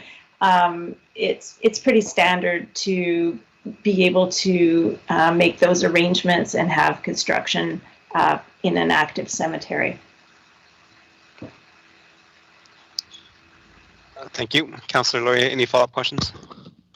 No follow-up questions, just a quick statement, Your Worship. Like I said, I appreciate the work that's gone into this. There was a great reception at the public engagement event, the public attendance, and unfortunately, the cemetery is one of the projects that has suffered due to the financial impacts of COVID-19, and I'm certainly hopeful that with some of the recoveries that we've seen already, and hopefully some of the additional supports we'll see, we can continue to keep this project front and center and not allow it to be any more delayed than it has been to date. So thank you very much for the presentation tonight, Ms. Barris. Thank you very much. Deputy Mayor, you're next on the queue. Thank you, Your Worship. I have a couple of questions. One is with regards to the generation of power on the site. Is there a possibility of having solar power on the buildings for lighting, etc.? Through Your Worship, there's definitely the possibility of having solar lighting. I don't know enough to know if to what degree it's feasible to actually have solar power to operate the buildings. I'm not sure if that's what you're saying or not. I'm sure there may be others maybe here who can answer that part of the question better than I can. Thank you. General Manager.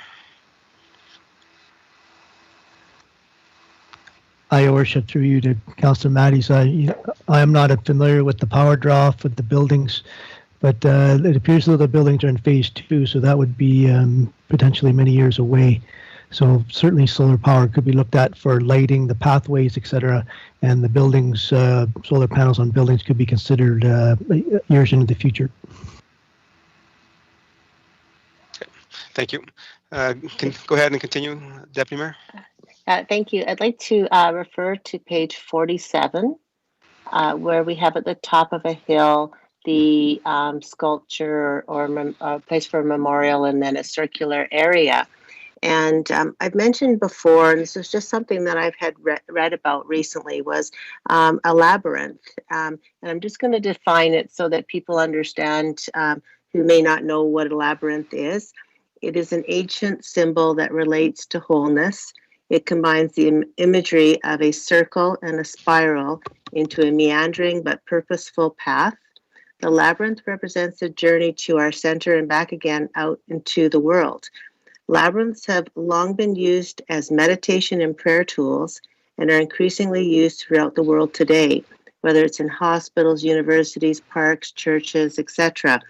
And basically, it's a circular form. There's one way in, and then it's a way out. And I just heard the presenter speak with regards to the importance of walking in a cemetery, etc., just for the ability to contemplate things. So I would encourage us to look into that as a cultural form, as an art form, but also as something that might work here or elsewhere in our community. So that's just one comment. And then I just have one question with regards to the parking again. On the ring road, there's one space that has 4 parking spots, and there's another that has 3 parking spots. I'm wondering, could that not be expanded to, let's say 6 or 8 parking spots on the one section, or is that taking a lot of land away from other things? So through Your Worship, I love the labyrinth idea. I have experienced a very beautiful labyrinth, and this viewpoint would really lend itself very well to that if council was interested. So yes, that's something that could definitely be considered. In terms of parking, absolutely. I mean, more parking could be provided. My gut feeling would be to maybe wait and not do it in phase 1, but design things like tree placement and everything else so that parking could be expanded as you find that use and demand are increasing, rather than do, too much, but do a lot of it at once at the beginning. Thank you. Thank you. Anything else? Oops. Okay. That's everything. Thank you. Welcome. Any more questions or comments from members of council? Okay. Seeing none,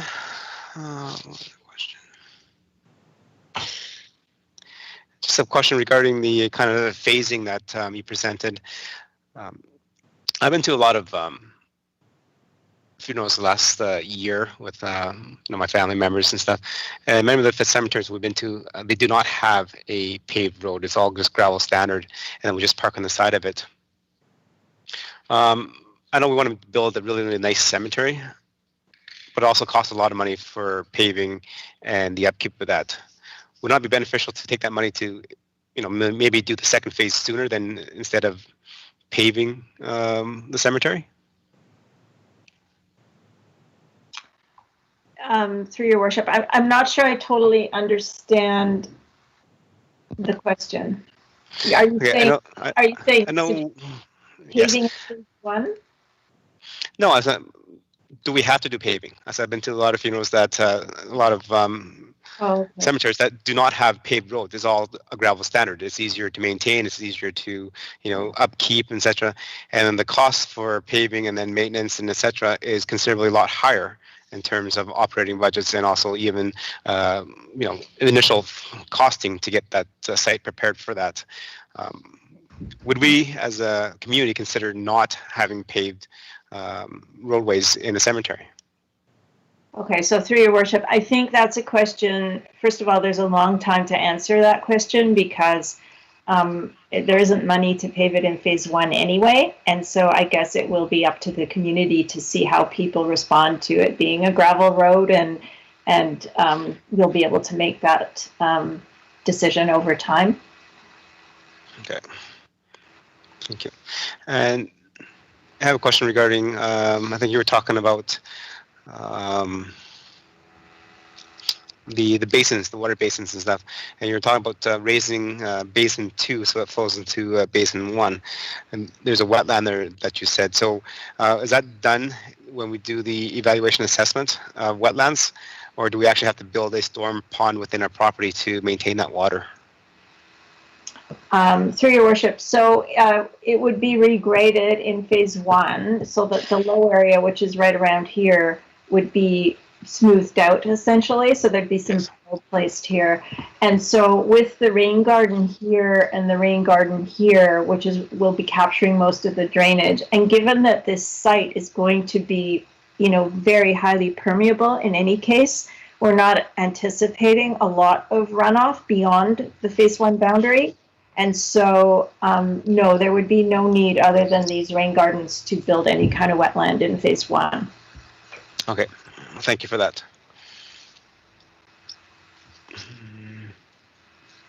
Okay, and then I have another question. I don't see anybody else has their hands up.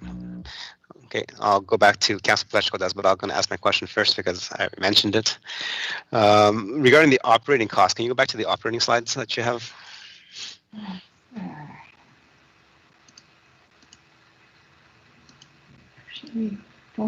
Yeah, this one. Yes, the next one. I don't think we.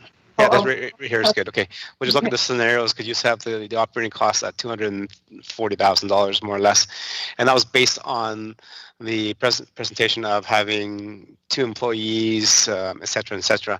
You also mentioned that other cemeteries have contracted out some of these services. If that was an option, does that reduce the operating costs to the town of Stony Plain?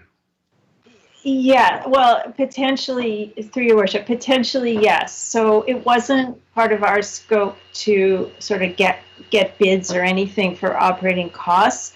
I would say that the first part of this is to look at the overall site maintenance and to see if it could become part of the parks maintenance program. So for example, right now as proposed, there would have to be dedicated equipment at the cemetery site, whereas if it were part of the parks maintenance, there would be equipment that's shared among all your sites. And so the idea, the first place to look to potentially save money would be to maintain this site on the day-to-day basis as if it were a park. And then I think in terms of the interment, I think that part would be very interesting to go out to see what kind of interest you could get from contractors willing to offer that service. So I think there is potential to definitely reduce the operating costs. Good. Thank you. And then through your kind of presentations and your research, have you noticed and come across other cemeteries that have contracted their daily maintenance out? For example, if the standard is to have the grass cut every week and a half, that's contracted out instead of having our staff do it. As you can tell by the location of where the cemetery is being proposed, it is quite a drive for our staff to do some things within the town of Stony Plain and then drive all the way around and then access from Range Road 12 to do that. So we're losing time. Through your studies and everything else, have you noticed other municipalities doing contracting that out for that general maintenance? Mm-hmm. So through your worship, I have not come across that before. I've come across cemeteries contracting out various services, but not the mowing and the overall just general site maintenance. Okay, thank you very much. Councillor Plechko?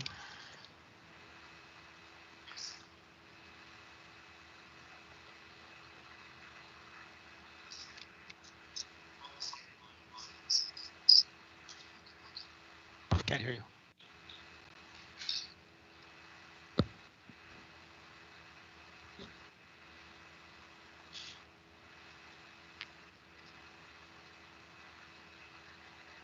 Yes, can you just hold on a second? Councillor Plechko does have a question, but for some reason his mic is not working right now.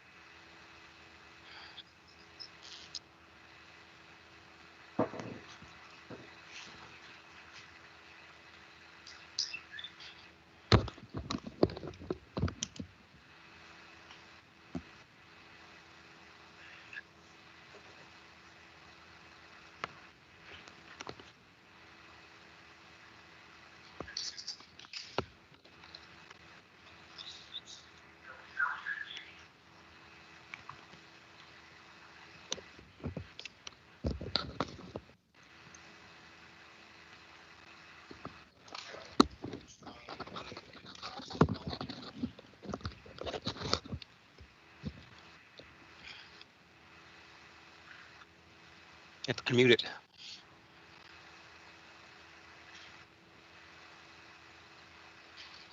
How about now?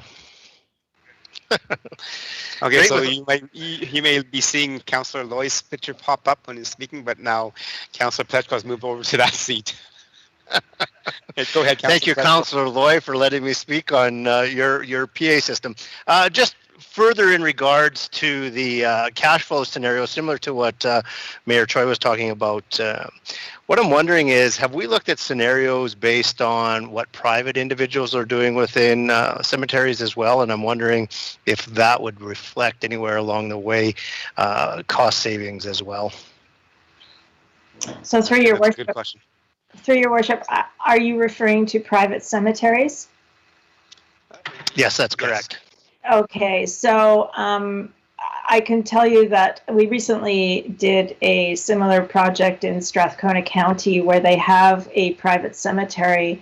There are two very large corporations that pretty much run all the private cemeteries in North America, and the fees are extremely high. So even Edmonton's fees are significantly lower than the fees of a private cemetery. So it's a comparable in that by being a municipal cemetery, you would be able to offer more affordable fees, but to look at private cemeteries as a comparable, because they're profit making enterprises, it's not typically considered a very affordable option. So just a bit further question in regards to that then. looking at new cemeteries brought into new municipalities, barring the past where there has been cemeteries set up in most municipalities, is there other comparables that would compare to what we're trying to do, where we're a community that has never had one and we're putting one in for our residents, comparative to the local ones that are probably getting more full today and less space? Yeah, through your worship. So, I mean, as part of the market assessment we conducted to determine, what the potential market would be for your cemetery, we certainly considered all the cemeteries around and what's their capacity. We also, in our early stages, the previous project, we met with a lot of the operators of the other cemeteries, most of which are faith-based. So I would say that, we've really looked at where we think you could sit in terms of a municipality that does not have a cemetery that's establishing a new one. It's pretty rare. And so we did not come across any other communities that have done that recently, where there is no cemetery and they're establishing one. Thank you. Thank you very much. Any more questions from members of council? Okay, Councillor Meyer, go ahead. Thank you for the presentation. And just a quick question. The revenue and cash flow and all this, and now I'm referring to our more complete report, but I imagine it's anyhow the double depth plots. I noticed that there wasn't a price for a single plot. Does that imply that all the plots would be double depth? Through your worship, that would be a determination that staff and council would have to make and make a decision, through your bylaw. Our recommendation is typically to make all plots available as double depth because it simply maximizes efficiency and allows more affordability. So, a couple can share a plot rather than having to buy separate plots.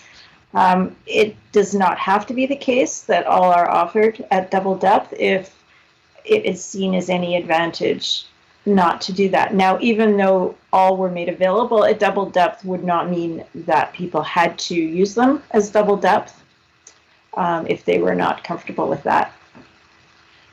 Okay, so thank you. So for clarification, that'd be when we create a bylaw, it'd be a bylaw that allows double depths or triple depths, etc. And if somebody buys it, they're allowed to only have a single burial in there. Is that correct? Yeah. Yes. Through your worship, it's typical.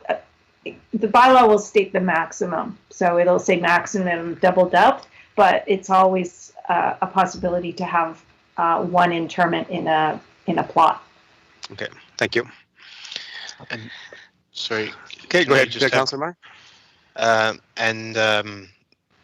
Just another, if I could get your comment, just on our survey that polled residences on their preferences for burial and styles of burial. Would you say it's common to see? I know you made a slight mark there about the very low ranking just the full burial got.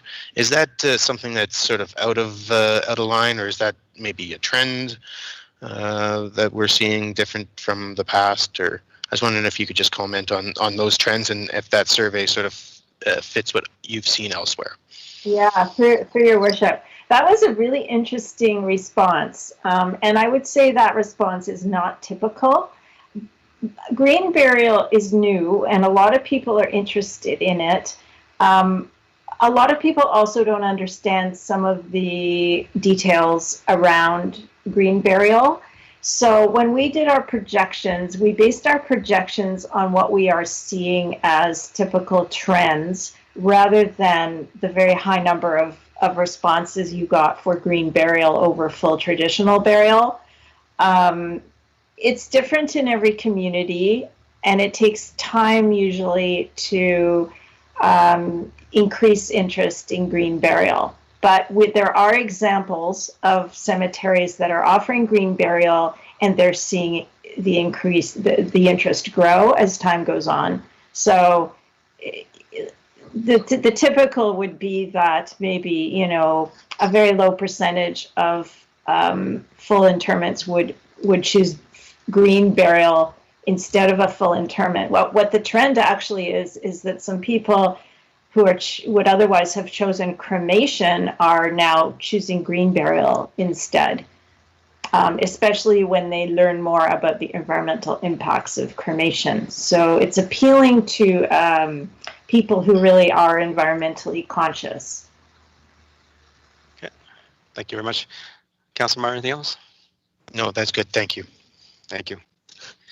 Any more questions or comments from members of council? Okay, seeing no hands up or no text messages coming in. Thank you very much for the very informative presentation there, Catherine. I definitely appreciate the work that's been gone into this report, and I look forward to carrying this forward once we get over this COVID and some of the financial resources that are returning back to the town of Stony Plain. Thank you very much and have a good evening. Great, thank you very much. Bye-bye. Bye-bye.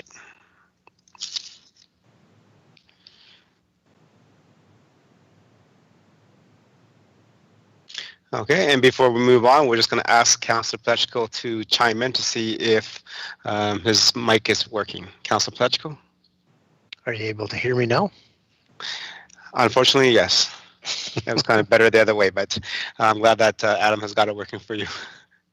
Okay, ladies and gentlemen, let's move on to the next item, which is number 5, which is statutory public hearings. We have none registered today, so we'll move on to adoption of council minutes. And there's the RCM of May 25th, 2020. Councillor Meyer, please. Yep. Yes, the town council approved the town council meeting minutes as presented. Okay. Thank you very much, Councillor Meyer. Members of council, if you've had a chance to look through it, is there any errors or omissions or questions regarding those? Yes, it's funny. I know, Justin, that we get confused by people out in the community all the time, but I don't think there's quite, I must be one of you because you appear twice there under councillors for the May 25th meeting. So. Thank you very much, Councillor Meyer. So as noted, that under the present through electronic communications, and Councillor Laurie is listed twice. And I know he's pretty good at doing his job, but I don't think he can be in 2 seats at the same time. Okay, any other errors or omissions? Okay, I see nothing in, so I have a motion, and I'm just going to ask for consensus. So is there anybody opposed to accepting for information with the amendment?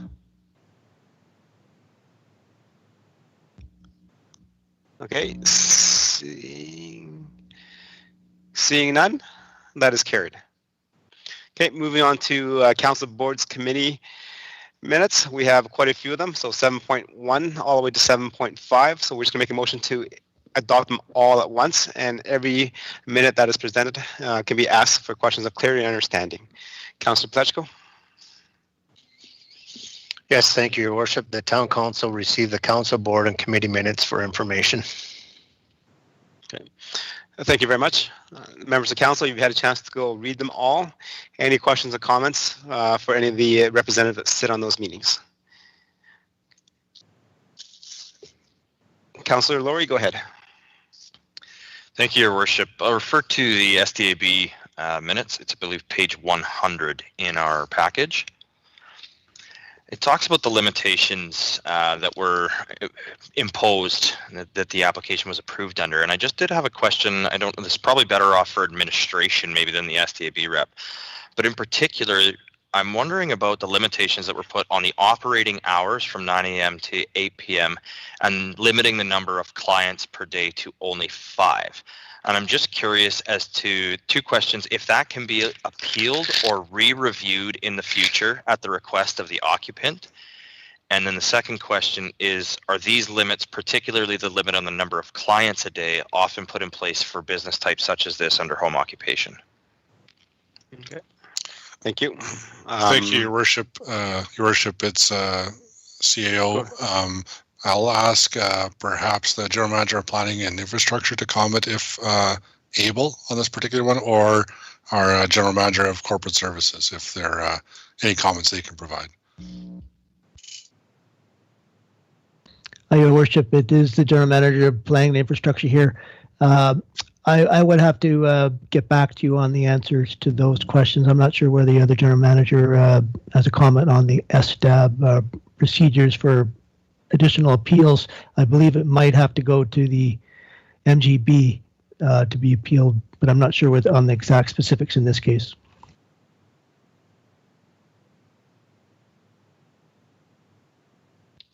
I would concur. I'm not exactly sure, but I believe that is correct what the general manager is indicating, but we could double check and provide the response via email. Thank you. That'll provide some clarity. Does the member of subdivision appeal want to provide some comment on that?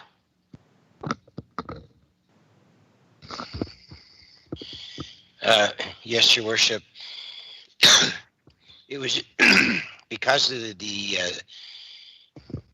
there was an appeal on it. We just decided that we should put some regulations on it, and actually they were suggested by the person who's going to operate the esthetician business.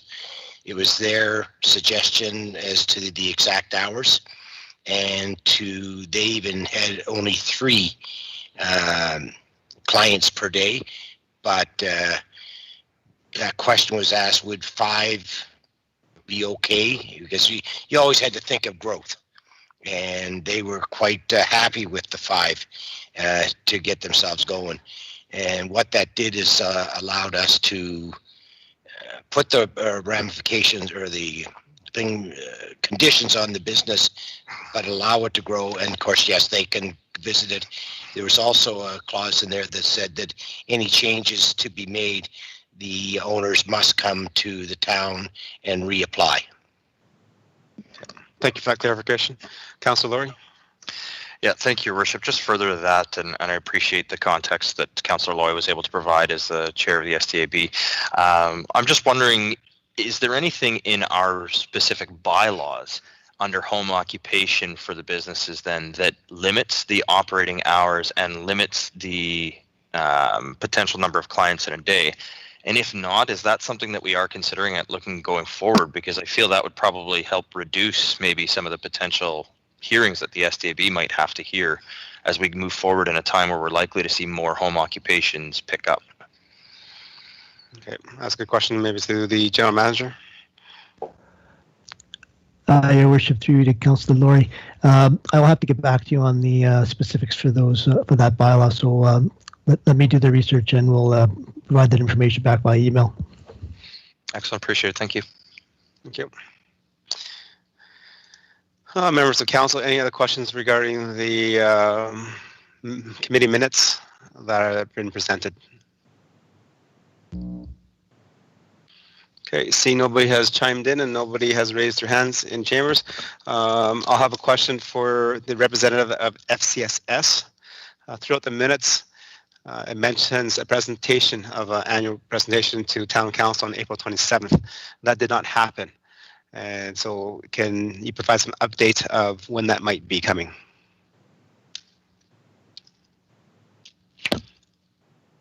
I cannot right now, but I will definitely confirm that and get back to council. Okay, thank you very much. And then to the representative of the TLC board.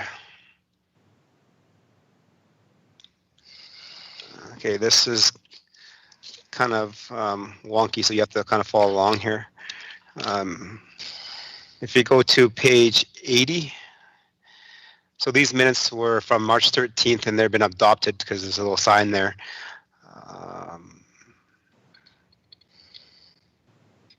the motion at the end of that page, it says moved by D. Hollins that the board recess this meeting until 8:30 a.m. Saturday, May 14th, 2020. So are we still waiting for that meeting to happen? Because I can't find the minutes that reference that meeting happened on May 14th. Thank you, Your Worship. Note that would be a typo that was not caught. That meeting was recessed to March 14th, the day following, which is the next set of minutes underneath. And that was as a result of waiting for some announcements from the provincial government in respect to recreation centers and COVID-19. Okay, thank you for that clarification, because I did read that. I'm trying to find those minutes and I couldn't find it, so now I know why. Thank you. Also on page 84, also to the representative of the TLC board. It was a motion made by Jay Laurie that the board adopt the minutes of the March 24th, 2020 meetings as amended. And I cannot find the board minutes of March 24th, 2020. Thank you, Your Worship. I will have to get back to you on that. I believe, just give me 2 seconds, actually. I will pull up my calendar, because there was several meetings that occurred in a very short period of time, obviously given the COVID-19 crisis pandemic, and there were many decisions that had to be made. And I am showing a TLC meeting in my calendar on the 24th, so those minutes appear to be missing from our package for some reason, and I can make a note to have those provided to council. Okay, thank you very much.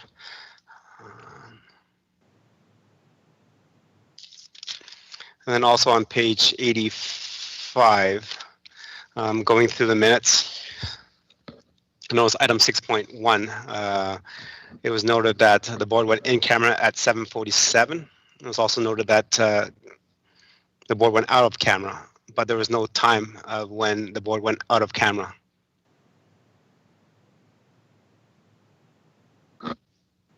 Should you refresh the page number? Sorry, I didn't hear that. I was writing Page a note for the other 85. one. Page 85. I do see that there is no timestamp on that, Your Worship. Would you like to know what the timestamp was? I can inquire with the recording secretary. I believe, if memory serves me right on these meetings, yes, we do not have our regular recording secretary due to layoffs at the Tri-Leisure Centre, so I do apologize for any errors that we are coming across in the minutes, and I will try and make sure we keep a better eye on those as we move forward. I will bring that up at our next meeting this Thursday. Okay, no problem. I was just going through all of the minutes and understand this whole COVID thing and in terms of staffing and changes in who's doing what. I was just reading through it and I just know those things popped up because I tend to like to reference things that I've read in your minutes, and I couldn't reference those items. So thank you very much for your attention to that. Okay, that's all the questions that I had regarding the minutes. Has anybody else have any questions? Okay, seeing none, I think Councillor Palechko has made the motion, and this is just for information of the council boards, commission, and committee minutes. And so I'm just asking for kind of general okay, so I'm not going to go through the roll call. Is there anybody opposed? We'll just go that way and make a little. Okay, so nobody's opposed to accepting the minutes for information, so that's carried. Moving on to number 8 is bylaws. There is no bylaws tonight. Moving on to 9.1, which is business items. It is the Arts, Culture, and Heritage Action Plan. Councillor Loy, can I have you make the motion, please? Pardon me, yes, Your Worship. The Town Council accept the Arts, Culture, and Heritage Action Plan as presented and is recommended by the Cultural Roundtable. Thank you very much, Councillor Loy. Ladies and gentlemen, we had a good presentation earlier. Is there any comments that administrative staff would like to make? Your Worship, thank you. I'll ask our Cultural Development Officer to provide any further comments she would like to at this point. Thank you. Yep. Thank you, Tom, through you to Your Worship. The only comment that I'd really like to make is just to note that one of the goals of the exercise of this project was really to connect culture to the other strategic documents that are currently being used to guide the town's development. And that in turn will help weave culture further throughout the undertakings that the town is undertaking. And so that is why you see multiple plans referenced in multiple places throughout the document. But I think it's an important point that that was a specific goal of this project. Okay. Thank you very much, and thank you for that highlight. Members of council, I'll open the floor for members to ask questions of clarity, understanding, or comment. We're going to make this nice and simple. And then right now I have Councillor Laurie. You're first on the queue. Go ahead. Thank you, Your Worship. Yeah, I have two questions that I held from the original presentation as they were more towards administration. So the first question I have is on page 24 of the package, which was the presentation we saw earlier. It speaks to the need to develop a public art strategy. At this point in time, the town currently has two public art specific reserves, both the mural preservation and the public arts reserves. And I'm curious, how are these reserves managed? And how does the recommendation align with this if we don't currently have a public art strategy? Okay, thank you. Through you, Your Worship, to Councillor Laurie. The two reserves are managed via policy. So one policy for the mural reserve states that $10,000 is placed into that reserve on an annual basis. For the most part, that is being used for conservation at this point. And then secondarily, the way the mural program works is that we rely on, typically we rely on community sponsors.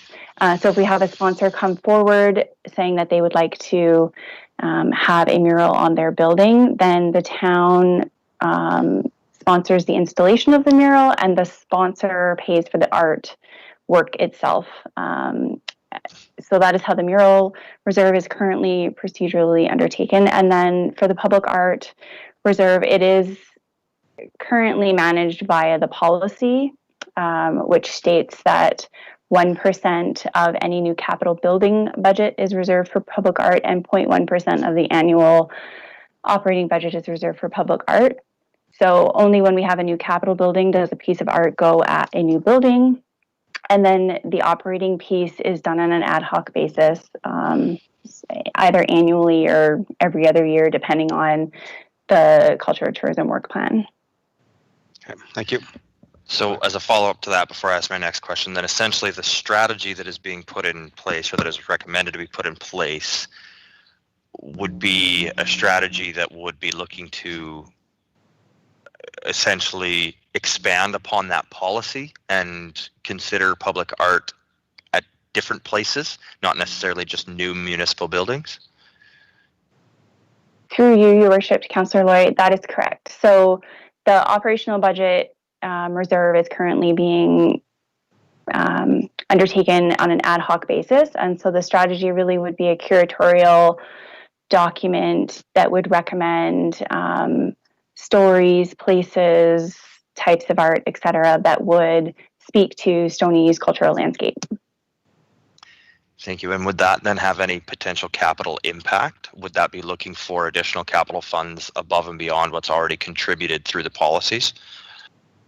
No. So the capital funds is only specifically when a capital building is built. The operating funds is already happening via the policy, and that there's no intent to increase that request. Excellent. Thank you. And then second question, if I may, Your Worship. Go ahead. Thank you.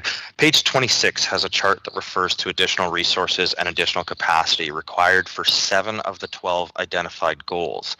Given the current state and the previously proposed 2020 to 2023 corporate plan, where would the additional resource or capacity come from?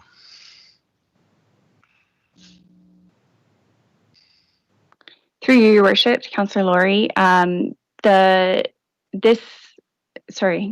consultant on this plan was not tasked with determining where that capacity would come from. However, there are multiple options, including casual staff, contractors, outsourcing, that sort of thing, without adding an additional position.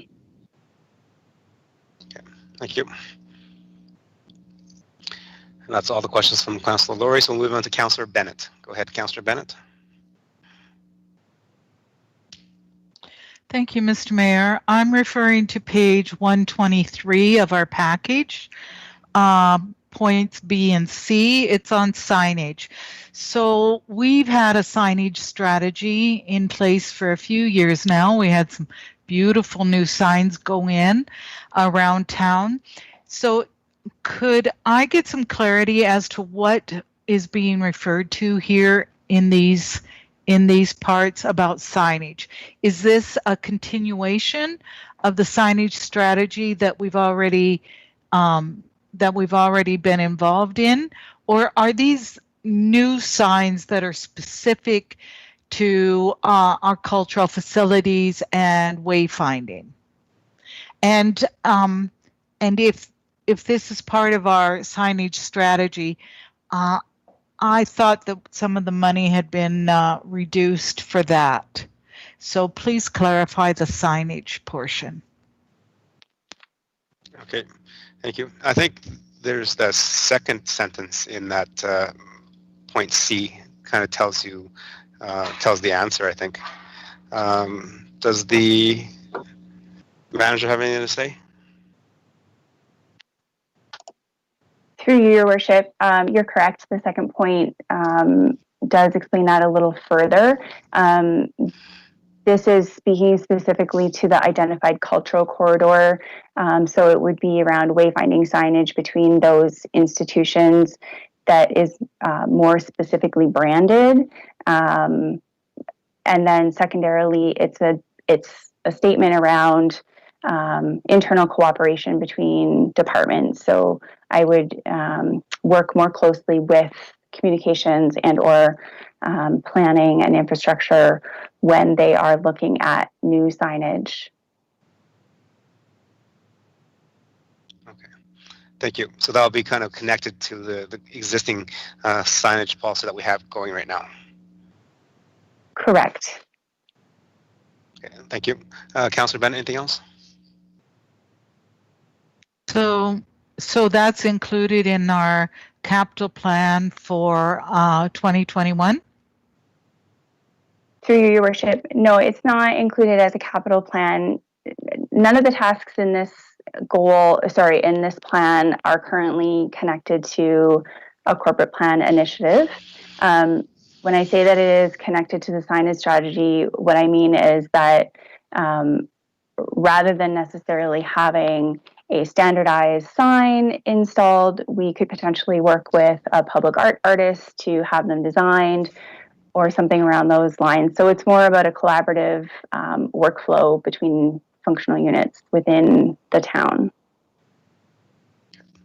Thank you. Yes, and I believe Thank you. the... Okay, go ahead. Sorry, Councillor Bennett. No, I was just thanking Chantal. I think that answered my question and made it more clear for me. Yes, good. Thank you very much. And for members of council that may be curious about the capital funding of these projects and stuff, the whole plan is right now as a plan, and we're adopting it. In the report, it mentions that things that do not require capital costs will be trying to be done internally through our staff.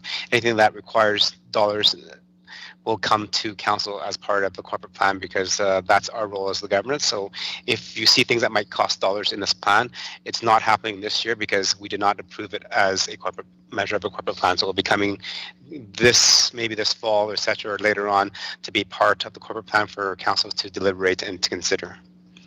Okay, thank you. Moving on to Councillor Matties. Go ahead, Deputy Mayor.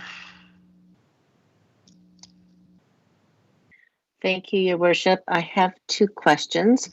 One is related to, and this was, I think, addressed to a degree in a prior question, with regards to the existing cultural facilities that are mentioned in the report, the library, the multicultural center, the Pioneer Museum, but they appear to be underemphasized in terms of their role going forward. And so my question is, with using the existing facilities, I believe would be more effective with our taxpayer dollars. So how would you see the use of our new library and other facilities being more fully incorporated into this action plan? That's a good question. Go ahead.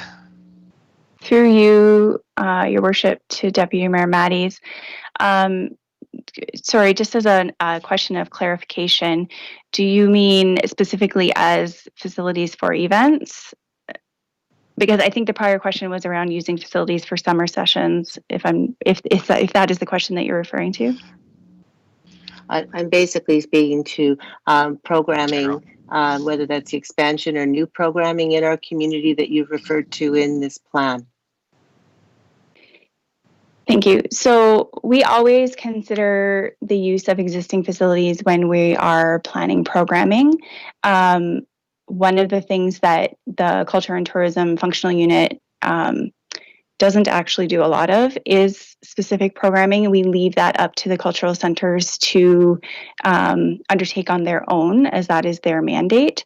However, when we do cooperative events or programming, we always look to those institutions for collaborative spaces and ideas.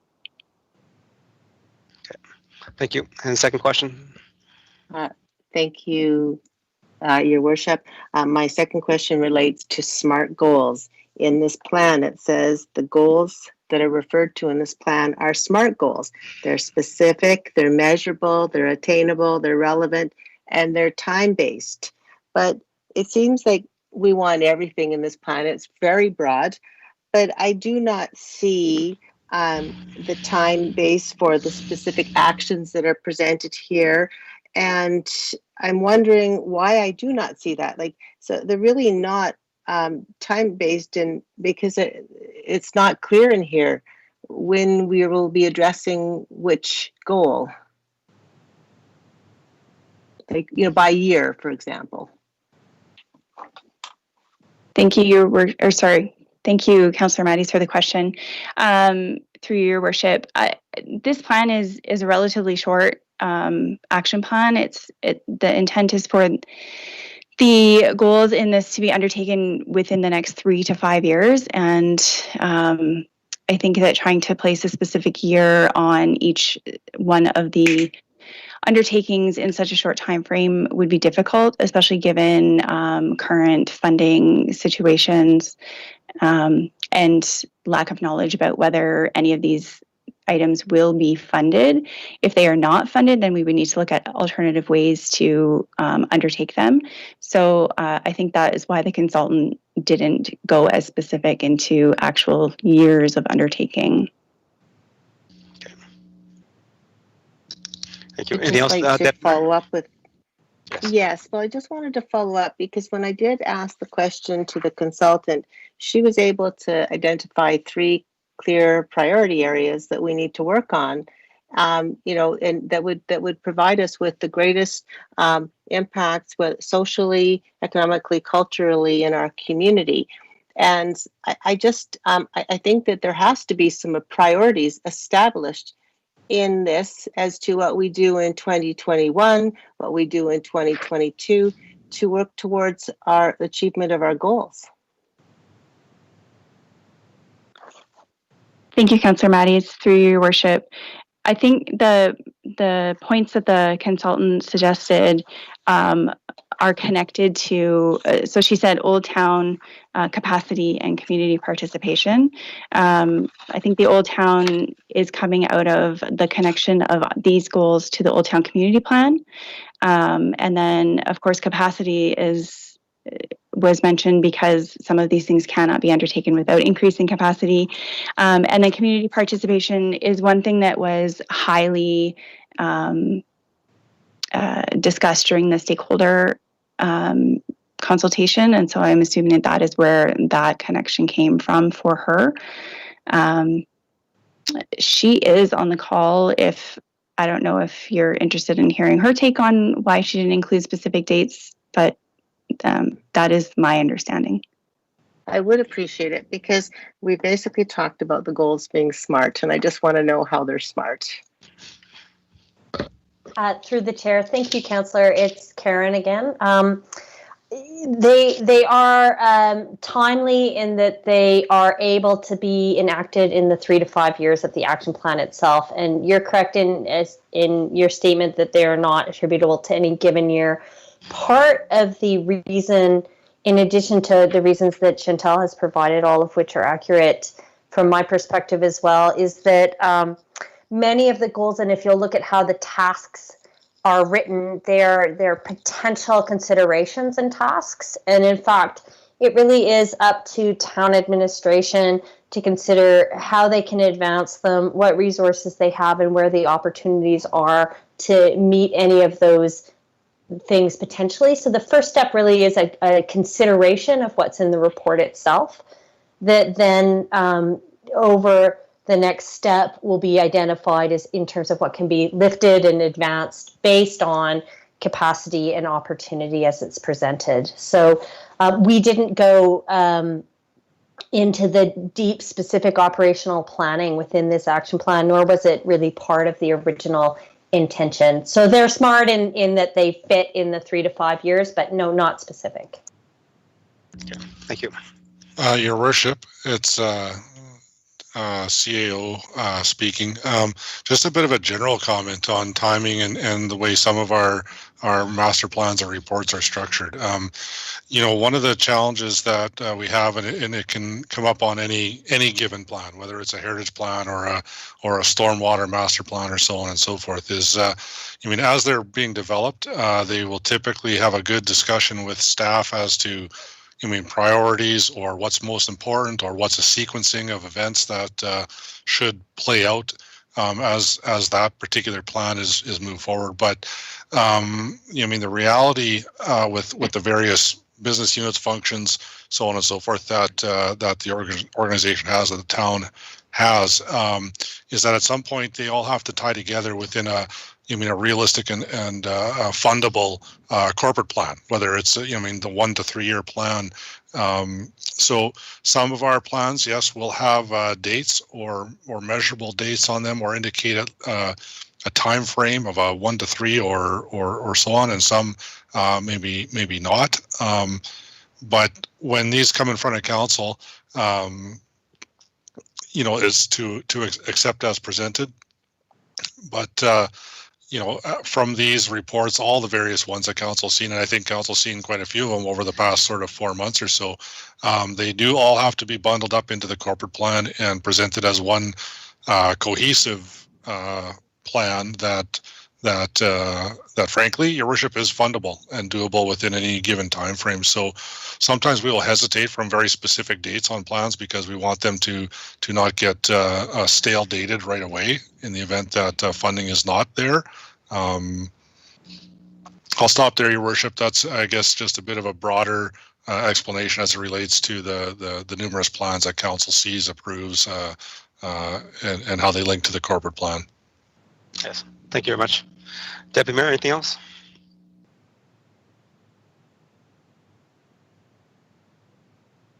No, that's everything. Thank you. Okay. Thank you very much. Any more questions or comments regarding the the action plan? Okay, see none. So the motion is to accept as presented. That was recommended by the Cultural Roundtable. I don't see nothing else. Okay, so I will support it, and definitely it is a good action plan. As mentioned earlier, there's a lot of suggestions here and some stuff that we can tackle, and hopefully those things will be coming back to council at our next corporate plan, 1 or 2 of the priorities, so that council can debate and see which one is more or higher ranking for us. With that, okay, I'm going to call the question, and for this one, I'm just going to, because it's a business item, based on some suggestions from some legal, that I should do a roll call instead of going the other way. So I'll revert back to the roll call on this one. Councillor Loy, in favor? In favor. Councillor Laurie, in favor? In favor. Deputy Mayor? I'm not in favor because I would like it to see it come back with more definition. Councillor Bennett. In favor. Councillor Meyer. I am in support of this. Councillor Plechko. In favor. Thank you, and that is passed 6-1. Thank you. Moving on to next. What time is it? You know what? It is 8:45. Let's take a little recess, and we'll be right back. Okay, 10-minute recess, everybody. Double check the mics and everything else if administration can do that, and we'll see you guys in a couple minutes. Thank you.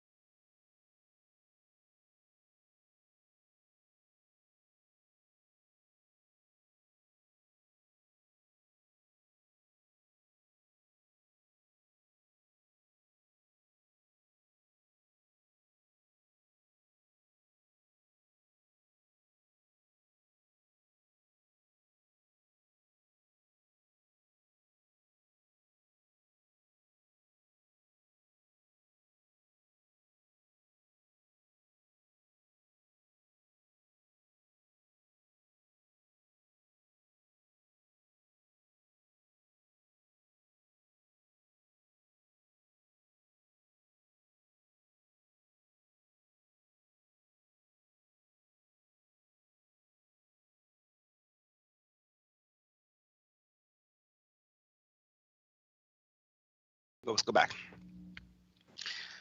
Okay, and we're back from recess, and it looks like all our mics and communications are working. So moving on to the next business item, which is 9.2. The Town of Stony Plain look at the cemetery master plan. We'll go to Councillor Laurie. Go ahead and make the motion, please. Thank you, Your Worship. I will move that Town Council accept the cemetery master plan for information. Okay. Thank you very much. Administration, anything else to add? Your Worship, I'll ask the General Manager or any staff he has with him if they have any further comments or thoughts regarding the cemetery master plan. Thank you, Your Worship. I will make a few comments and pass it over to Mr. Newstead, who will also provide some insight. The presentation we had earlier tonight was an excellent update on the cemetery master plan. The decision by Council in April to delay the next phase of the project due to COVID-19 does have implications for the corporate plan moving forward, as the project is currently not funded. The schedule as we are proposing it would show the detailed design completed in year 1, construction including the bylaw and fees and charges approval by Council would be completed in year 2, and operation and service delivery would be occur and commence in year 3. We do expect there to be an operating impact to the town. We continue to look at contracting options. Recently, we reached out to 2 companies we've done work with for budget quotes based on the size of the site, and we did receive a range of prices ranging up to $60,000 for general maintenance of the site. Location of the site does pose some efficiency challenges for our parks and public works staff, so therefore we are very interested in contracting options as has been pointed out tonight. We would also be reluctant to reduce service levels in town by diverting current resources to the cemetery, so contracting would again be an attractive option that we will be looking at in the future. There will be costs for the cemetery operations, including clerical and service level support for grieving members of the public who wish to utilize the service. These are sensitive matters, and we will have to take all considerations of that moving forward in the future. We would expect an operating subsidy in the range of $50,000 to $100,000 initially would be required to run a municipal cemetery. Administration will continue to research options and meet with other municipal cemetery operators in the capital region in order to plan for the implementation of the cemetery in what might be 2 years' time. We do continue to work with Parkland County on a subdivision for the cemetery that has not been completed as of yet, but it is progressing along in the planning. I'll now pass it over to Mr. Newstead to make a few comments as well. Thank you, General Manager. Your Worship and Council, I just wanted to extend a special thanks to Urban Systems for the presentation tonight. Administration has worked very hard with Urban Systems to bring Council this master plan that has been presented. The master plan is a culmination of a great deal of community engagement with residents of Stony Plain. The cemetery will be a significant capital project for a town once it gets underway in the next few years. Orway Council deems it to get go ahead. In addition to the cemetery's master plan being presented this evening, just want to make a special mention about Range Road 12, which is the access road for the cemetery. It is being reviewed as part of the town's transportation master plan update, which is currently underway and expected to be completed in early 2021. Funding and timing of Range Road 12 improvements will be considered in the corporate planning process. And I just wanted to bring that to Council's attention.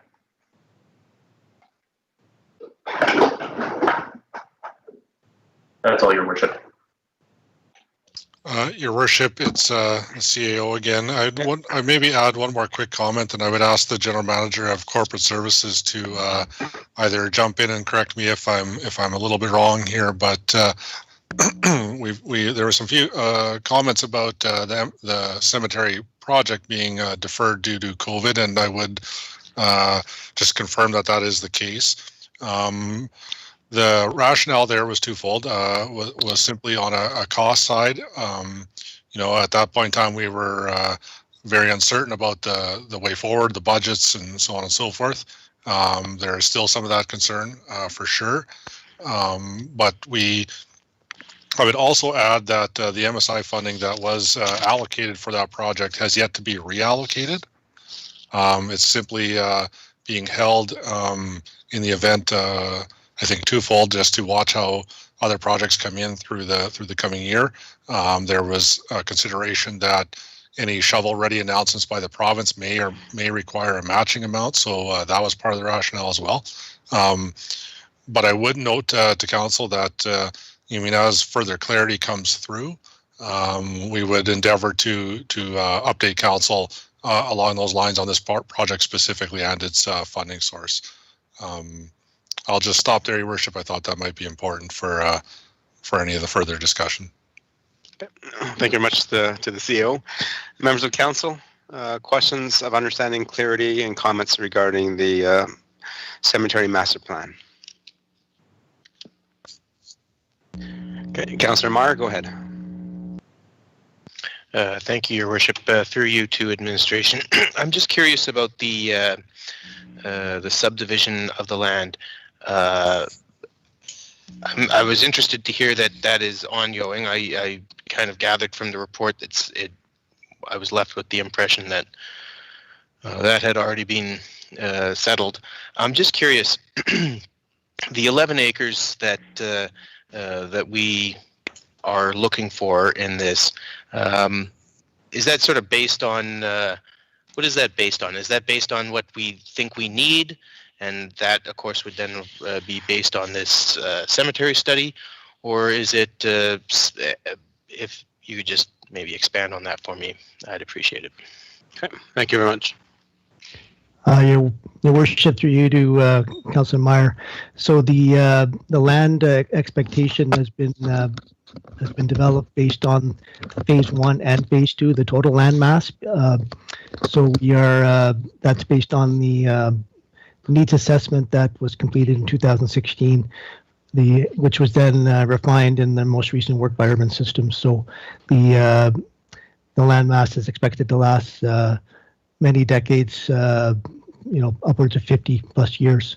So that is the basics for the current subdivision. And so currently the parcel is co-owned by the town and Parkland County. And Parkland County is due to many considerations, wishes the cemetery parcel to be in the town's name and not co-owned. So we're working through with them on the various implications of how to transact that, and so that is the current update on that one. Okay, thank you. Any other questions, Councillor Meyer? No, thank you. Okay. Members of council, any other questions and comments regarding the plan?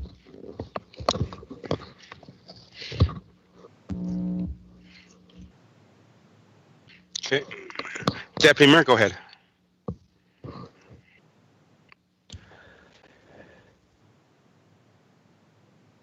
Thank you, Your Worship. I did have a question with regards to the subdivision and the land preparation and the cost of the 447,000 and what that entails with regards to the, for example, stormwater and that everything is prepared. So I just want to know what the total cost potentially is. And then also just that last comment with regards to this Parkland County not wanting to have joint ownership of the land. So what does that mean to us now? Your Worship, through you to Deputy Mayor Matties. So we will create a subdivision for the cemetery, which will be in the town's name. So the town will be the sole ownership of the parcel, of the cemetery parcel, which we're working through.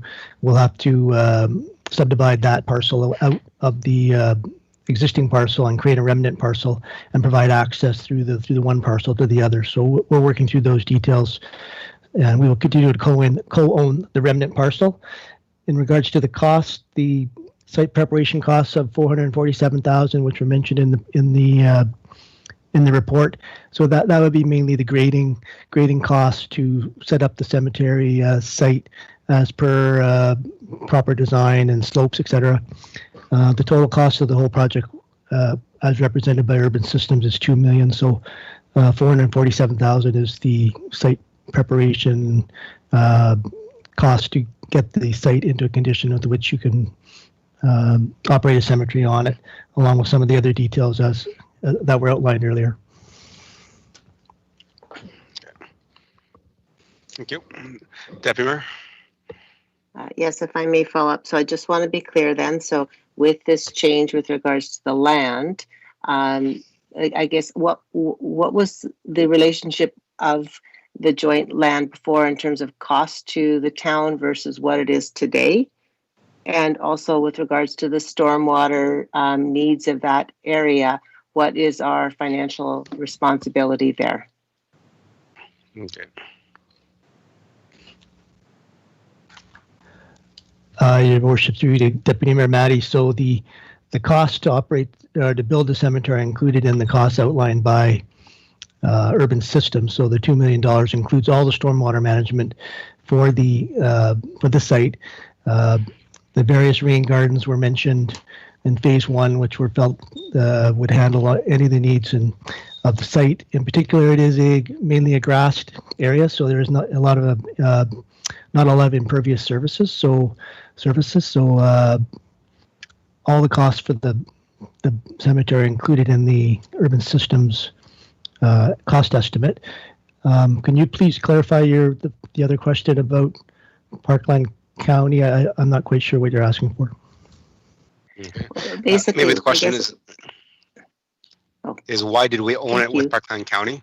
And so obviously they don't want to be in the cemetery business with us. So how much is it costing the town to have it in our name? Thank you, Your Worship. At this time, an agreement has not been reached. So I would suspect if you wanted to talk about some of those matters, we would need to go in camera. Thank you. So I think way back when the site was owned by both Parkland County and the city and the town of Stony and Plain as a part of the larger kind of dump site area that we've had, which now to the east of that is the Parkland transfer station that is getting upgraded to the Parkland County. So this is the land that we've jointly owned. So again, that's how the history of how we own it. And then going forward, so we're trying to subdivide the land and take it under our own ownership. So there is a value attached to that, and there might be an agreement somewhere along the lines, or maybe a land swap deal that can happen later in the future. Yeah, Your Worship, again, it's CAO through to Deputy Mayor Matties and the rest of council. You know, the general thought at one point in time was that this was co-owned or joint owned, so to speak, both between Stony Plain and Parkland County. Our original ask, so to speak, or approach to Parkland County was simply whether they wanted to be co-owners of the cemetery, not putting in any operating costs, so on and so forth, but just simply because the land was held in both of our names, that they would be a part owner in that way only. I think subsequent to that, some of the conversation was just simply to, almost a little bit cleaner, just have subdivided, put our name on one parcel, theirs on the remainder, and move forward like that, so that it's clear whose ownership is whose, who owns the cemetery, and who does not. I believe is a part of the approach for clarity. Currently, there may be someone else from staff that can help me out here, but this land, I think, has been farmed in one way, shape, or form for quite some time. Does have a small revenue that comes in from the people farming, I believe, and that amount is basically shared, I think, through between ourselves and Parkland County. I'll stop there, Your Worship. That's I guess a bit more of a background, so to speak, on the parcel as it is today. Okay, thank you. Deputy Mayor, anything else? Your Worship, I could supplement. Sure. Okay, go ahead. Go ahead, General Manager. Yeah, the parcel is farmed, and there is a small lease revenue which is shared. The just for a point of clarification, the current proposal is the town would own the cemetery parcel, and Parkland County and the town would continue to co-own the remnant lot. That's the current proposal that is in under consideration. Okay, thank you. Go ahead, Deputy Mayor. I'm sorry, Your Worship. Could you please have the General Manager please repeat what he said? But then my next comment is then, so the bottom line with this is that our cost is now going up for the cemetery. Is that correct? Your Worship, to Deputy Mayor Matty, so the costs are not going up. The costs are exactly the same as was presented in the item by Urban Systems. The town will acquire the ownership of the cemetery parcel, and the town and Parkland County will co-own the remnant parcel. Okay. Follow-up question, Deputy Mayor? Okay, that's everything. Thank you. Thank you. Any other questions? See no hands up. Let me see if there's anybody chimed in. Okay, nobody has chimed in. Thank you. I do have a question for administrative staff. As mentioned earlier, that the initial phase one of this was supposed to be funded through MSI funding, which administration has recommended that we withhold for the time being until we see the fallout of COVID-19 and some of the stimulus packages that are coming forward. My question is, on the presentation, the consultant said there's many things that might need to be done prior to even go into phase one, etc. And some of those are the environment assessment, the wetlands, the application with Alberta Water Act, bylaw, and etc. What is the estimated cost for us doing those things? Your Worship, the design fee for the project was in the report was put in as $222,000. So the environmental work would be included in those numbers. So the a round number for the design work, the permitting, the bylaw, and the fees and charges that would have to be developed before we initiate construction and et cetera, would be in the range of $250,000. Okay. Okay. So is it an option for council if we see the fallout of this COVID-19 and the stimulus package come that we may not need to use all the MSI for shovel-ready projects? I think this is one of the closest shovel-ready projects we have in the town of Stony Plain, is to maybe use some of that MSI money that we have put aside to get the initial environmental studies and everything going now, so that we're shovel ready next year instead of starting it in 2021.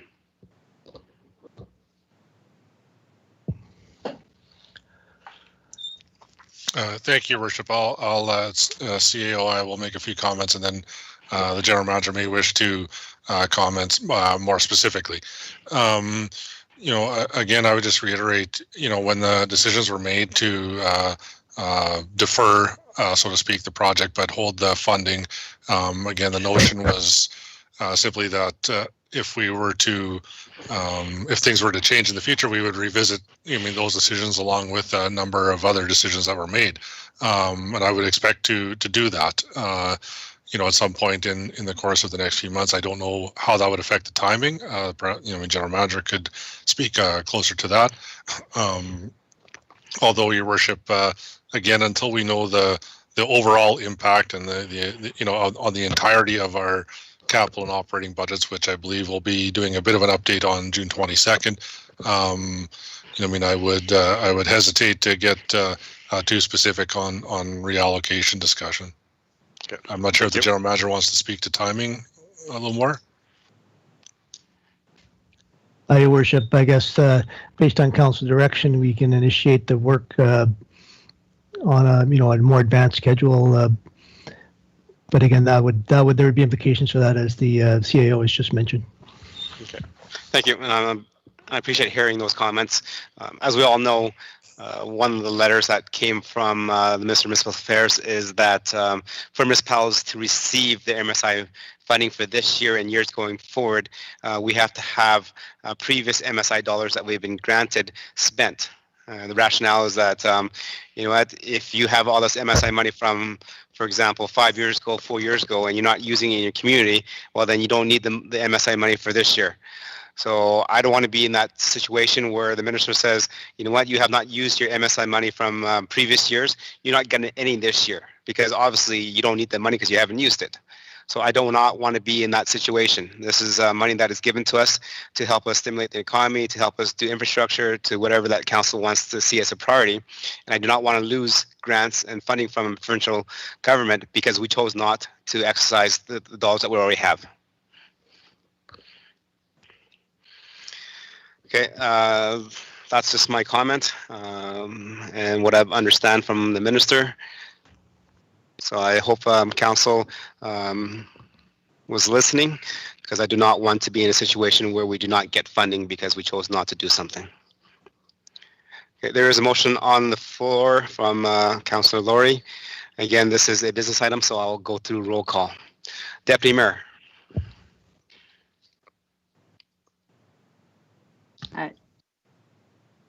So the town council accept the cemetery master plan for information. Yes, so there's a motion from Councillor Laurie. I'm calling you for the vote. Okay, then in favor, please. Councillor Bennett. In favor.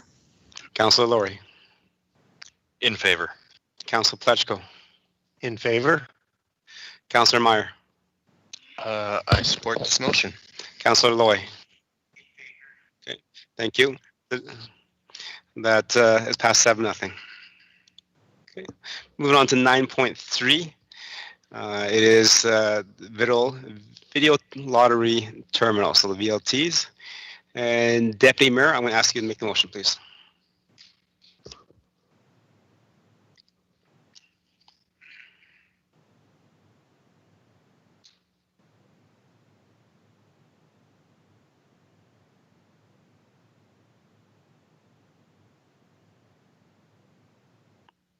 Okay, was I muted? Deputy Mayor, I'll ask you to make the motion. Yes, I'm sorry. I pressed the button and it didn't change. That town council accept the video lottery terminals VLT report for information, and 2, direct administration to pursue reinstating video lottery terminals VLTs in the town of Stony Plain. Thank you much, Deputy Mayor. Go ahead, administration. Thank you, Your Worship. Our Economic Development Officer is with us this evening, and I believe he will speak to this item. Thank you, Tom, and thank you, Your Worship, and to all of Council for the opportunity to speak this evening. In late 2019, the Growth and Commerce Committee began exploring the status of video lottery terminals in Stony Plain, predominantly around restrictions in the community dictated by the Alberta Gaming, Liquor and Cannabis Commission. After the result of a 1998 municipal election plebiscite, Stony Plain was placed on a list of communities who had voted to have VLTs removed from their boundaries, and future applications for VLTs declined.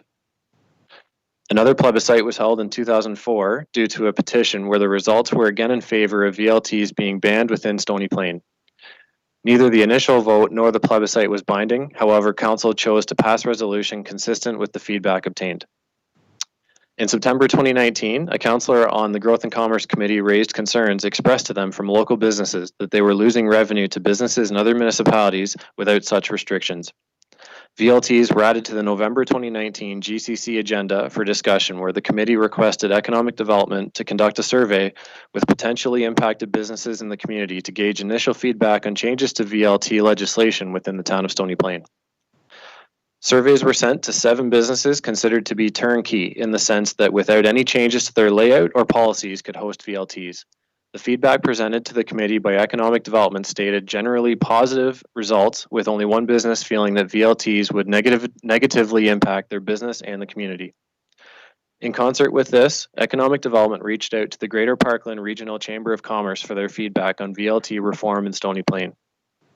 The Chamber agreed to participate and worked with their advocacy committee, which led to a letter of support sent to the Mayor's office on April 22nd for ending VLT prohibition in Stony Plain. That letter is attached to this report for Council's reference. In our strategic plan, we commit to strengthening our business community and engaging with our local businesses to create opportunities for a more prosperous climate. The Growth and Commerce Committee recommend that Town Council accept the Video Lottery Terminal report for information and direct administration to pursue reinstating video lottery terminals in the town of Stony Plain. Thank you, and I'd be happy to take questions at this time.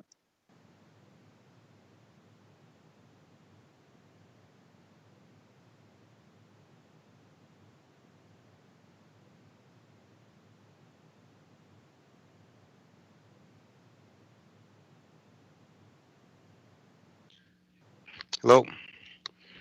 There we go. And now we're back. So thank you very much for the presentation, members of council. Any questions and comments to the presenter? And we'll start with Councillor Bennett.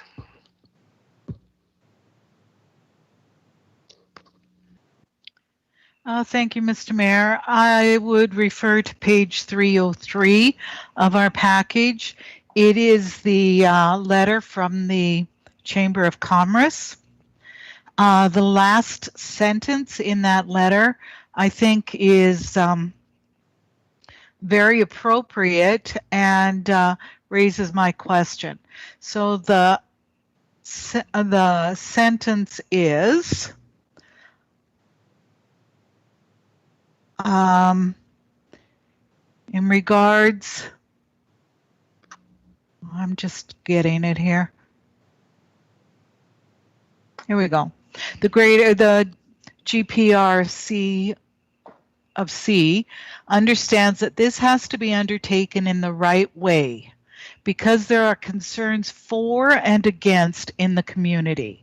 So my question would be, how is this going to be undertaken in the right way? To be perfectly honest, Mr. Mayor, I don't think there's enough public engagement in this motion, and I want to make sure that if we're going to do it, it's undertaken in the right way. So I'd like administration to explain to me, please, how they're going to do this. Okay, I believe it's also on the last paragraph of the background information that was provided to us as well. Go ahead, administration. Yes, thank you, Your Worship, and to Councillor Bennett. As Mayor Choi mentioned, there was a summary included in the lead sheet just to cover off if there was to be public engagement in the form of an open house, if that was to be pursued. There's no requirement for that to take place, but of course it's typically something that is questioned. So included there is some realistic timeline around pursuing public engagement, and if it was to take the form of an open house, I would see that happening in September, which would be when some restrictions are looking to be lifted, and then taking that feedback from that open house back to council with a report in October. Okay, thank you. Does that answer your question, Councillor Bennett? It does in a way, but the other part of it, I just don't think there were enough businesses even that had voiced their opinion. Right, so on this whole thing. Yeah, so this is not, the motion is not to request that we do this right now. The question is that we accept it for information, and then if council wants, as part two, is to let administration do their work in terms of engagement and et cetera, to have that. Even the background information provided by what was happening in Rocky Mountain House, they did also have a public hearing for that as well in their council chambers. So that is something that council can consider doing as well. And plus the the open houses that we are allowed to have.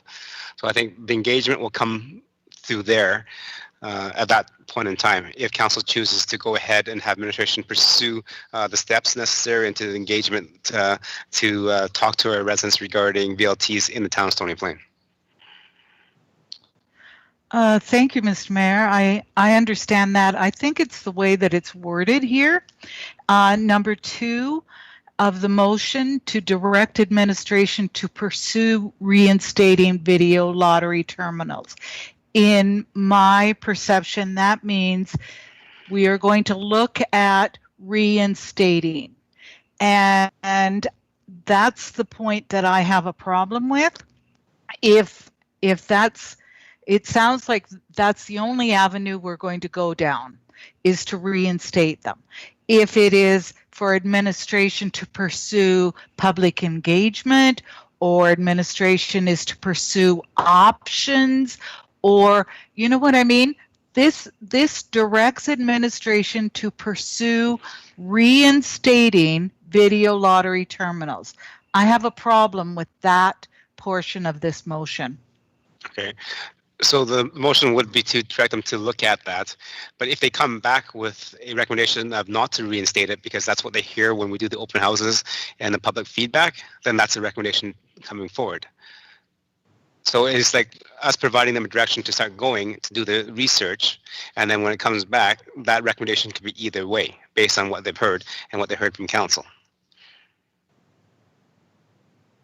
Because right now, if we don't, because right now we do not allow it in the town of Stony Plain, right? So if we keep that sentiment, then we don't have to direct the staff to do anything. Does that make sense?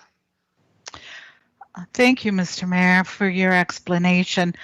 It makes sense, but I don't interpret this motion to say that, and I don't want to argue with you, but in my opinion, it is directing our administration to pursue reinstating the VLTs, not to consider any other options, not to consider public engagement, but just to pursue reinstating video lottery terminals. I appreciate your explanation, Mr. Mayor. I just don't happen to agree with you on this point.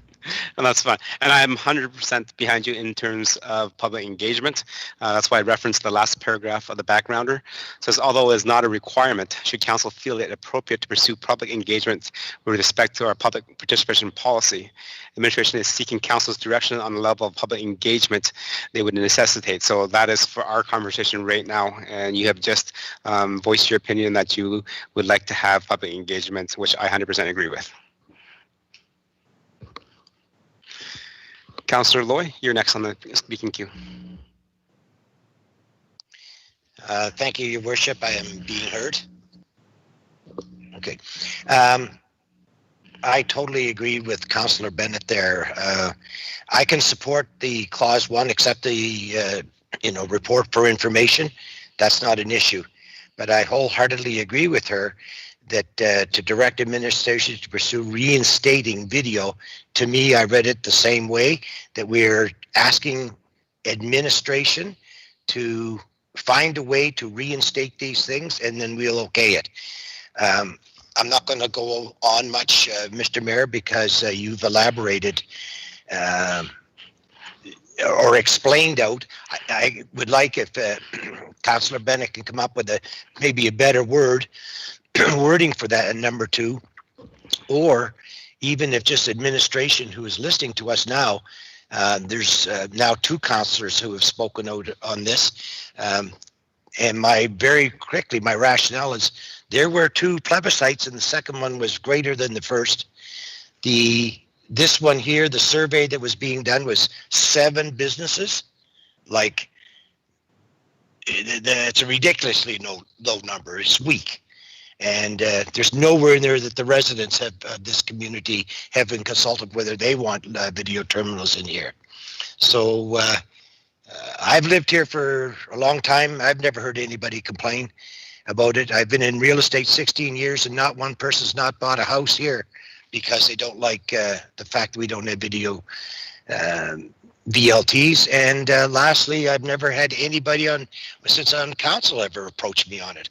To me, I think it's a non-issue, but I do want the public. And so if we do use the same wording here, that the CAO and those involved know that we want a very in-depth and thorough research into this and bring it back so we can make a proper decision. Thank you, Mr. Mayor. Thank you. And yes, and no, thank you for sharing those sentiments, because I do feel the same way about trying to get some proper information and feedback from our community before we decide. I think this is just to provide direction for administration to start working. So if we may look at changing the word, maybe reinstating to reviewing. Okay. If I may, Mr. Mayor, on that, yes, I agree wholeheartedly with Councillor Bennett that reinstating is a word that says we are going to do it now. Just tell us how we're going to do it, and I do not like that phraseology whatsoever. Thank you. Okay, thank you very much for those comments, Deputy Mayor. You have chimed in here to. This is your motion. You heard some of the comments. Are you willing to make the adjustment, or should we entertain a motion? Oh, absolutely. It's basically a correct definition of basically a review. So to review, video lottery terminals in the town of Stony Plain. Okay. Thank you. Did administration staff get that? I believe so, Your Worship.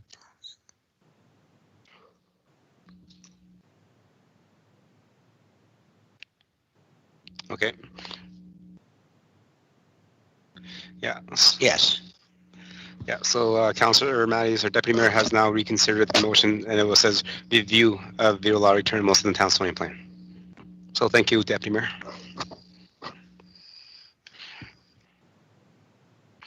Okay, you got to mute your mic. Okay, members of council, any other questions or comments regarding that? Councillor Laurie? Thank you, Your Worship. I'd like to propose an amendment that we add number 3 to this motion, and I'll ask the Deputy Mayor if she'll consider it as a friendly when she hears it. That Town Council direct administration to engage our public, both business and residents, to solicit their feedback as a part of the review process.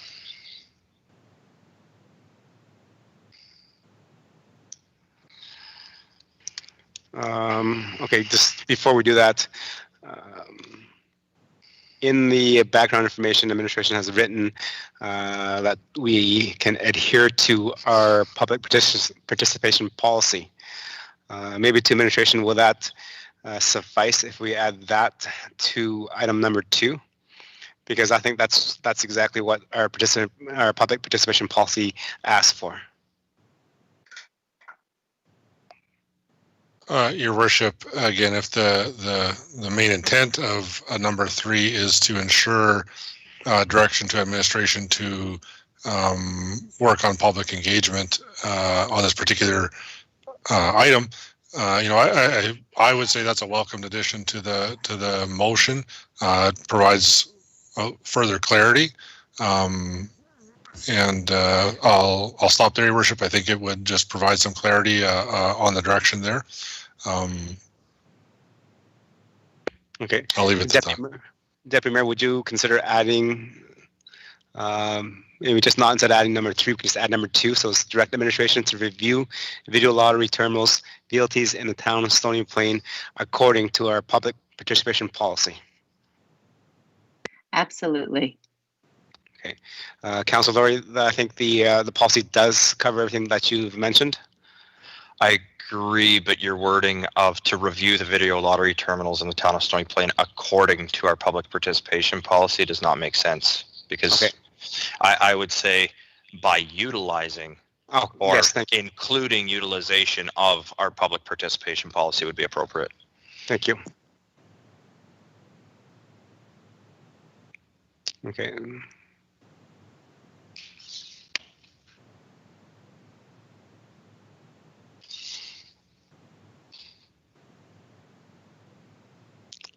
Okay, thank you for making those changes. Deputy Mayor, if you can read the screen, is that all right with you?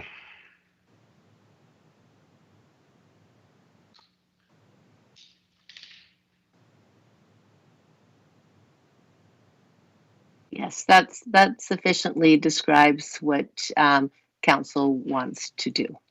Thank you. Thank you. So I agree with that too. So, Councillor Bennett, are you okay? Thank you, Mr. Mayor. I think this makes my viewpoint much clearer. And thank you, Deputy Mayor Matties, for allowing those changes to be made. Councillor Loy, you okay? Yes, Your Worship.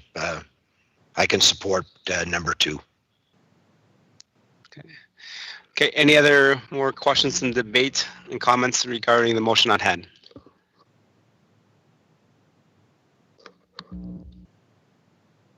Okay, I see none. I will support the motion on the floor. I think it is good to accept the information for sure, but it's also good to review it and re-engage our residents and business owners about what they feel about video lottery terminals in our communities. It has been since 1998 and 2004 since this issue has been brought to the forefront, and now we're sitting at 2020, so it is about time that we review it as a community. Okay, the motion is on the screen, so I will call the roll call. Councillor Plechko? In favor. Councillor Meyer? In favor. Councillor Laurie? In favor. Councillor Loy? In favor. Councillor Bennett?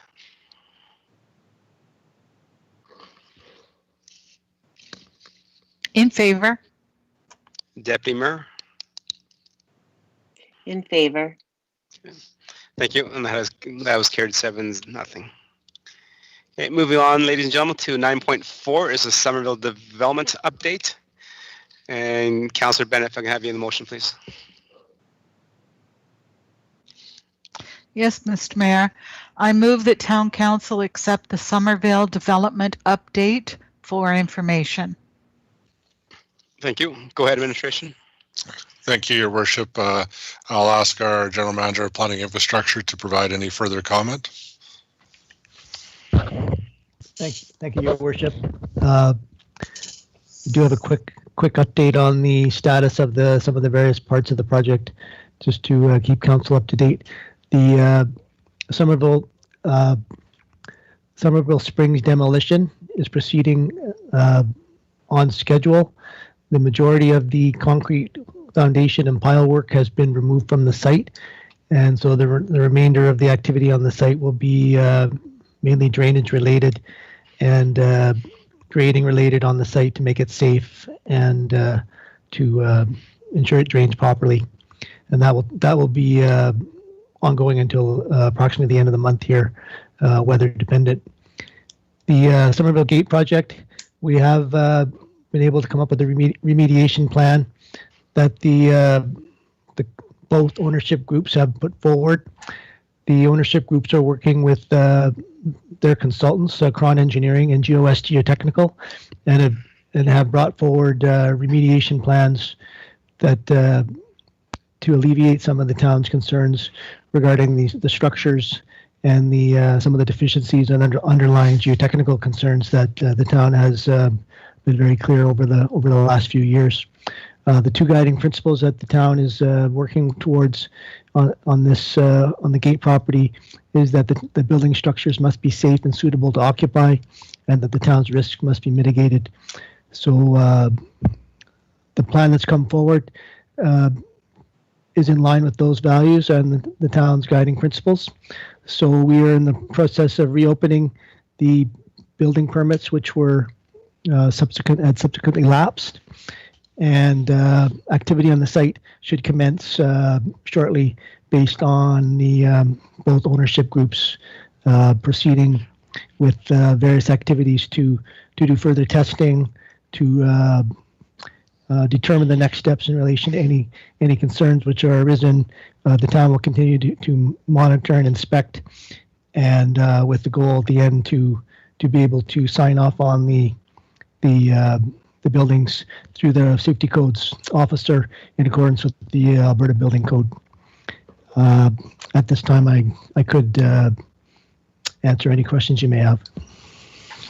Thank you very much, General Manager, for the update. And it's good to see that stuff is happening there and progress is starting. Members of council, any questions or comments? Councillor Bennett, you're first up. Thank you, Mr. Mayor.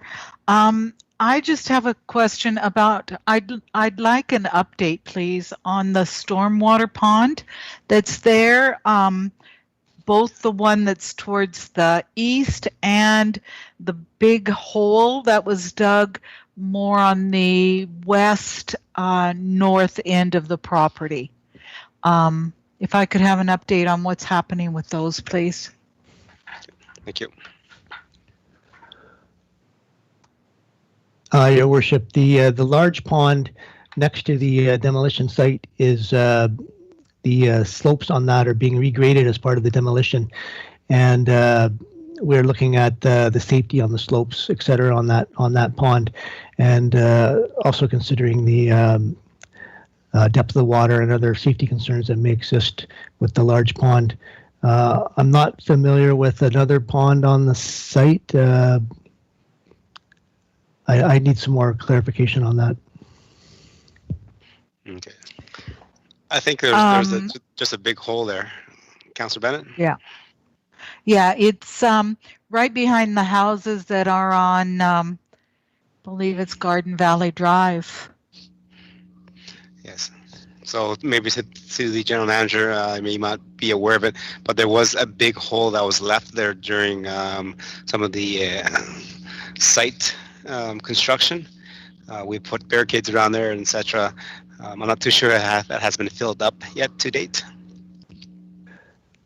Your Worship, I'll check into that concern. Yeah, our overriding concern is to ensure that the occupancy of those buildings and that the whole site remains safe. So we will be working with the ownership groups to ensure that takes place. So thank you for that information. Okay. Thank you, Councillor Bennett. Anything else to add, Councillor Bennett? No, thank you, Mr. Mayor. Okay. Councillor Loy, you're next. Thank you, Your Worship, and I refer to page 307 of 332, and it says additional funding for expert advice may be required in the future in order to protect the town's interests. I'm just wondering if the general manager has any idea of approximately how much money is going to be required and the method, Mr. Mayor, that we will be able to recoup these added expenses. Thank you. Thank you. Go ahead, general manager. Thank you for the question, Your Worship, through you to Councillor Loy. So at this time, we don't have a number in mind. We are anticipating that the engineering firms utilized by the ownership groups are very reputable, and their work will be of top quality. And very little expert advice on our side will be required based on our review of their work and our inspections by our building inspections people. So at this time, we don't have any number in mind. However, I guess we just put that statement in there in case situation does change. And given this is a very tight year, we're being very cognizant of any additional spending which goes on in relation to COVID and other financial problems or challenges the town is having. So at this time, we don't have a number, but we just wanted to make council aware that if one of our overriding concerns is to ensure the town's interests are protected. So we'll consider that moving forward if necessary. Thank you. Pardon me. Just to follow up though, if there is an amount, how do we secure that? Is that through the taxes, something that we levy against the current owners? Thank you, Your Worship. Your Worship, thank you for the question through you to Councillor Loy. So this would be on the town's costs to protect our interests, and would not be able to transfer that cost on to the ownership groups per se. So that is the answer to that question. Okay, any other questions from members of council regarding the update? Councillor Meyer. Thank you, Your Worship. Just a comment on this one. So I'm happy that administration has brought this information forward for us. I know it's continues to be an issue discussed in the neighborhood in the community. I'm also happy to see administration continue to pursue efforts working with the ownership groups to help us create a safe community. That's all. Thank you very much for your comment. Okay, I see no more hands up. We'll move on. So we have a motion from Councillor Bennett to accept the update for information. And I will call the question. Councillor Bennett? In favor. Councillor Meyer? In favor. Councillor Plechko? In favor. Deputy Mayor? In favor. Councillor Loy? In favor. Councillor Laurie? In favor. Okay, thank you. And that is carried 7. Okay, moving on to 9.5, which is the Mayor's Task Force on COVID-19, the economic stream. Councillor Meyer, go ahead. Yes, thank you, Your Worship. The Town Council accept the Mayor's COVID-19 Task Force Economic Stream Report for information. Thank you. Go ahead, Administration. Your Worship, I will ask our General Manager of Strategic Services to make a few comments at this time. Okay, thank you. Go ahead, General Manager. Good evening, Your Worship and members of Council. For you this evening, I've included in the agenda package, starting on page 311, a summary report of the recommendations and items of consideration from the Mayor's Task Force on COVID-19 Economic Stream. Following the outbreak of the public health pandemic COVID-19, the Mayor's Task Force on COVID-19 was announced during the March 24th, 2020 Council meeting, and there were 2 streams of this task force established. The one that we're presenting on this evening is the final report for the economic stream. Members of Council are aware that the chair of the committee or the task force is Councillor Meyer, and involved in the contributions to the task force were 3 additional members from the public, Richard Wong, President of the Greater Parkland Chamber of Commerce, Sarah Perry, CEO of the Greater Parkland Chamber of Commerce, and Rick Kaminsky, President of Solar Canada Incorporated and a resident of Stony Plain. I'll just share my screen with you as I walk through the recommended actions that are included on page 314 of the agenda package.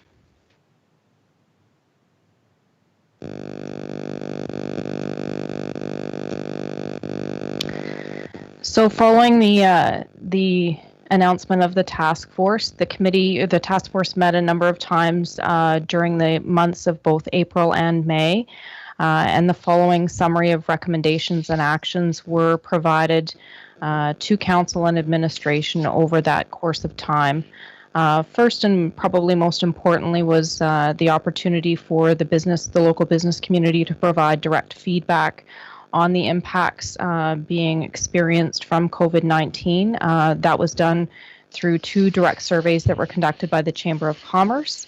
The results of the surveys, of course, provided valuable insights and recommendations that fed the dialogue and discussion and follow-up actions of the task force. Next was a coordinated and accurate information to the local business community that was conducted both through our Economic Development Unit as well as the Chamber of Commerce and a number of our business service partners within the region.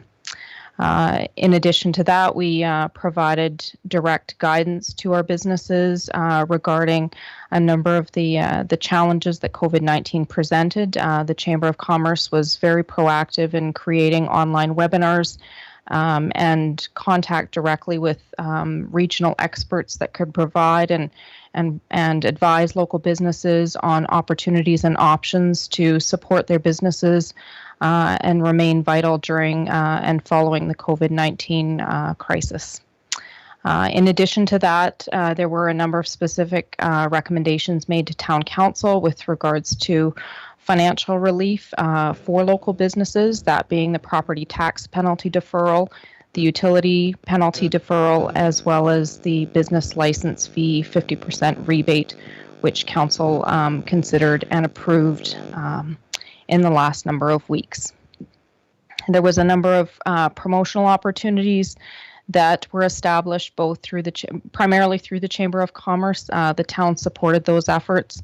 The establishment of the Get the Loop online marketing partnership, as well as a Shop Local campaign that led to a video campaign that the town supported over the last number of weeks as well, which were very successful in getting the messaging out to support the local business community, both during and following the COVID-19 crisis.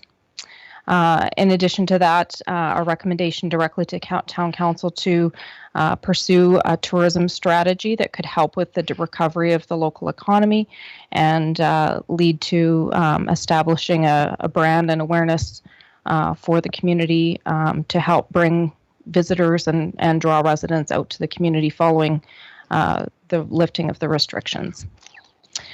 Finally, there was a number of efforts taken to reach out to local regional business development partners to look for options or pursue options and advice on relief that could be provided and support that could be provided to our business community. So direct lines of communication with them to ensure that we were coordinating our efforts and communication as we go forward.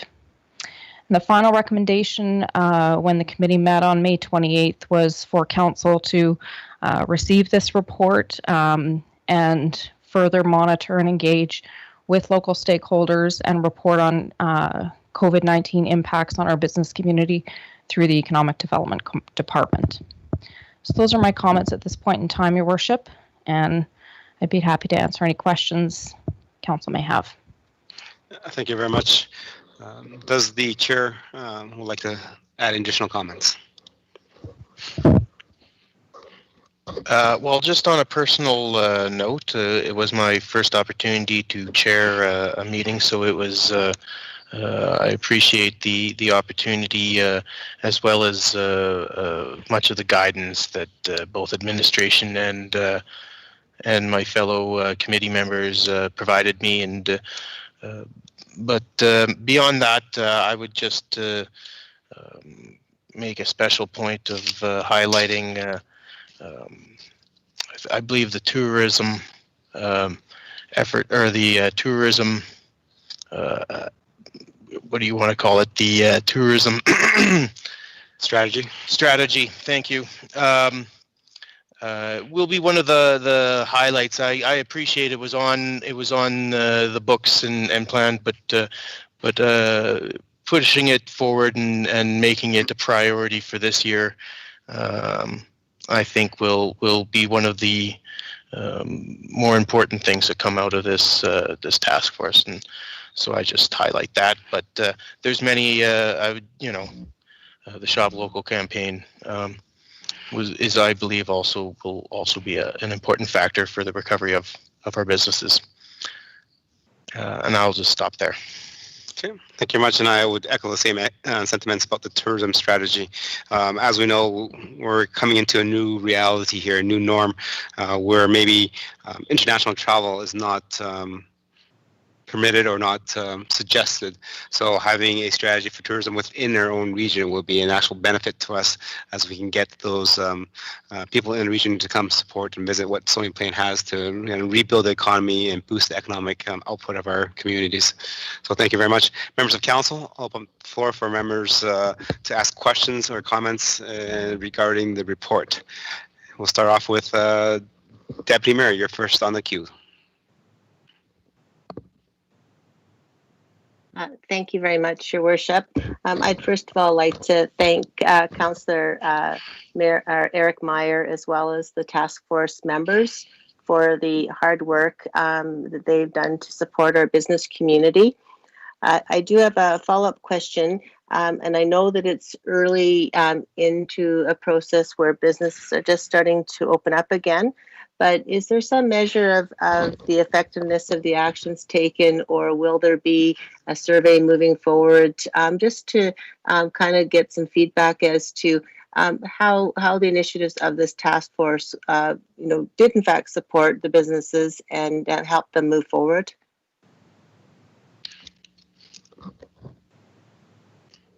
Okay, administration.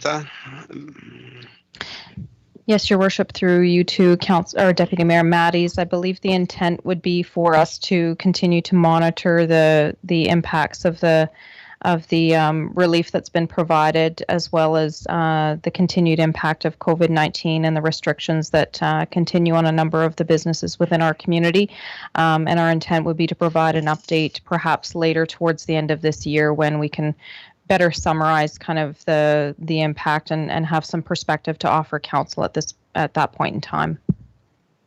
Thank you. Deputy Mayor, anything else? No, thank you very much. Okay. Any other questions? Okay, see none. On behalf of our community and myself, thank you very much, Councillor Meyer, to chairing the committee and working with the task force to address those immediate and emergent issues that our business community were facing with the onset of COVID-19 and all the public health orders that were placed on our communities by Alberta Health Services, and to make sure that we're safe and preventing the spread of the virus. So thank you much for your work. I look forward to you working on other matters throughout the council term. Okay. With that, I'll call the question, because the question is made by Councillor Meyer, and I'll go through roll call. Councillor Loy. Approve. Councillor Plechko. In favor. Councillor Bennett. In favor. Councillor Laurie. In favor. Deputy Mayor. In favor. Councillor Meyer. In favor. Okay, I believe that's it. 7, that's carried. Just a note for members of council, I've been reaching out and chatting with individual councillors on an ongoing basis over the last little while through this whole COVID-19 pandemic. So as we see the final report of the Mayor's Task Force on COVID-19, the economic stream, we're also looking for a report coming a little bit later from Chair Laurie regarding the social stream. As I mentioned when I announced the task forces back in March, that this was a short-term, quick look at the situation and bring back recommendations as quickly as possible, because we knew that this is a pandemic that we need to address right away. Now that we've come into this about 3 months now, some of the emergent issues have been addressed and taken care of. Both task forces will be stepping down, and a new task force will be created. And it'll be the Mayor's Task Force on Recovery and Resiliency.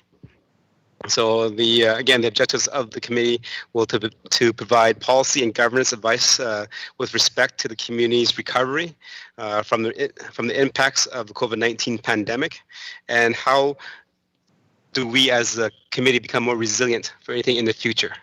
We know that this might not be the last pandemic we see. So if we can position our communities into a better state to weather the next pandemic, the better that we are as a community in the future. So the next task force, probably after this month when it comes back, is the Mayor's Task Force. It will be a recovery and resiliency task force to deal with COVID-19. I believe Deputy Mayor Matties and Councillor Pletchko has already expressed interest, and I'm looking for one more volunteer to sit on the committee with me. Okay. With that, we're moving on to 9.6 is some procedural corrections. As Council is aware, we can read the information. At the June 1st, 2020 Governance Priorities meetings, after the motion, we made a motion for information, but it was kind of worded wrong, so we have to rescind that because during a GMP, we can't really make that direction. We can direct for information, but that was actually more of a direction to do work. So we'll need a motion to rescind that motion. And then if Council wants to continue, there is a second motion that will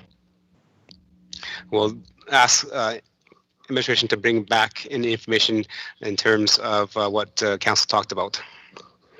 Is that clear? Councillor Laurie? Thank you, Your Worship. I just wanted to bring up a point here. I've taken some time to review some information that we've received back in respect to the fact that I am one of the current serving members on the Stony Plain Fire Department, and this is concerning elected officials serving as paid-on-call volunteers of such department. The legal opinion that I received and that I've got the information on does give several interests as to where we could I could claim that this would not be a precautionary interest and therefore by the MGA would be allowed to participate. However, as we went further in reviewing some of the information provided there and as well as some of the information provided in our Code of Conduct bylaw, particularly that in pertaining to bias. And I believe at this point in time, it's very important that we recognize the definition of bias that is in our that is in our Code of Conduct bylaw, talking about not having anything prejudged in a matter, talking about no outside knowledge or involvement with the matter, talking about being unable to avoid making use of information obtained outside the hearing, thereby violating the rules that all parties must know the case and be given full opportunity to respond irrelevant. So at this point in time, I would like to declare that I would have potential pecuniary interest or potential bias on this matter and wish to not put myself in a position as to where that could be brought forward as a complaint against me. Okay, thank you very much for that, Councillor. So then you're asking to be excused from the conversations here? I am, yes, thank you. Okay. You're excused. Okay. Any other questions and comments regarding clarity of understanding of what's happening? Councillor Pletchko? I will also be recusing myself for this, as well as it involves me with the local department, and I don't want to put myself in any position that would jeopardize that. Thank you. Thank you. Thank you. Okay, you're excused as well. Thank you.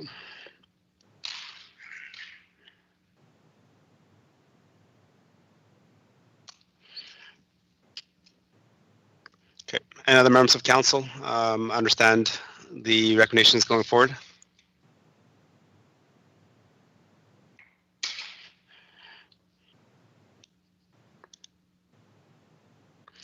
Okay, with that, we're going to split these motions into two. So the first one is first, and then the second one, if there's a requirement to do that. Councillor Loy for the first one, please.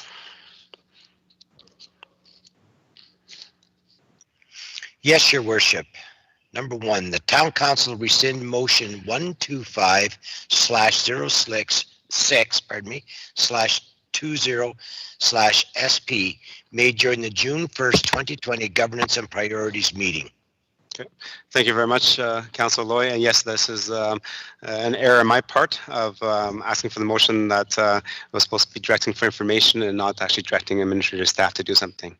Town Manager, any comments? Thank you, Your Worship. I will just ask our General Manager of Corporate Services if she would like to add anything further. Nothing at your time. Nothing at this time, Your Worship. Okay, thank you very much. So we have a motion on the floor. I'll open up for questions and comments and debate. The members of council, any questions or comments?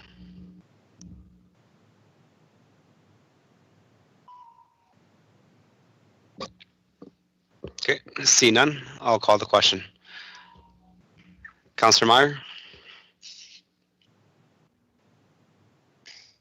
In favor? Deputy Mayor? In favor. Councillor Bennett? In favor. Councillor Loy? In favor. I am in favor as well, so that motion is carried 5-0. Okay, moving on to the second one. So based on the conversations that we had, accepting for information of the report, is there a councillor that would like to make this motion? I'll make the motion. Okay, Councillor Meyer, you can make the motion. The town council direct administration to bring back information on a bylaw concerning elected officials serving as paid on-call volunteers. Okay, thank you. Administration, any comments? Your Worship, at this point in time, we would take this as a motion that directing us to review, find some further information, provide some commentary on that information, and present that to council in due course. Okay, thank you. I'll open the floor for members of council for questions, comments, and debate.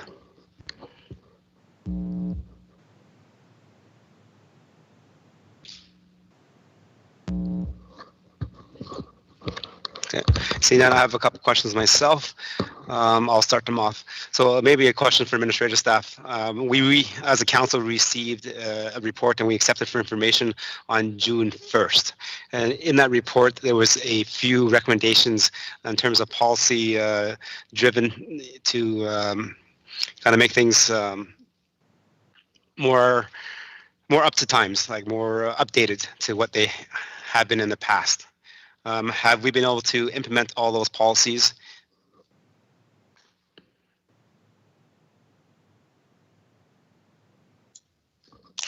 Sorry, Your Worship, I'm not sure if something happened there on the mic. I believe the question was just, there was a report provided June 1st, and the question was, has that been implemented yet?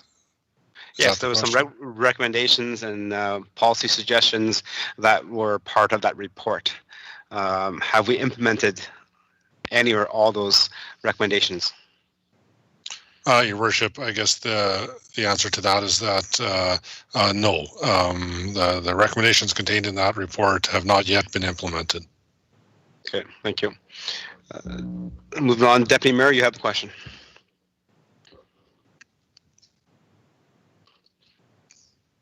Thank you, Your Worship. I just want to clarify when we're asking for information. Would we need to be clear as to what information we're asking for? Okay.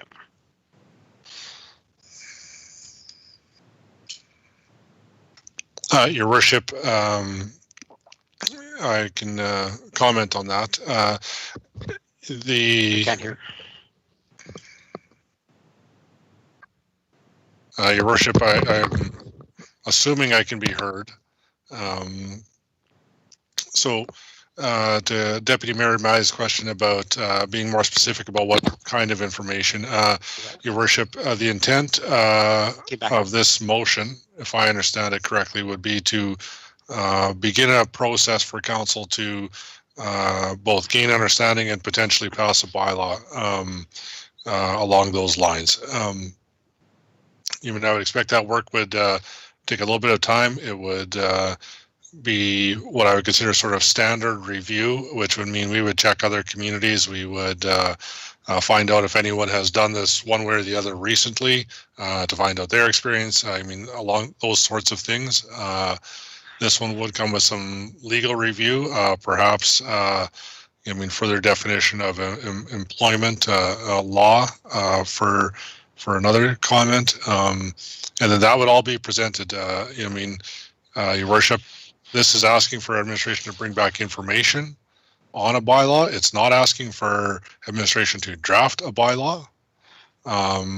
It would be that information that would then be up to council as to seek further the drafting of an actual bylaw to move forward in some form of implementation.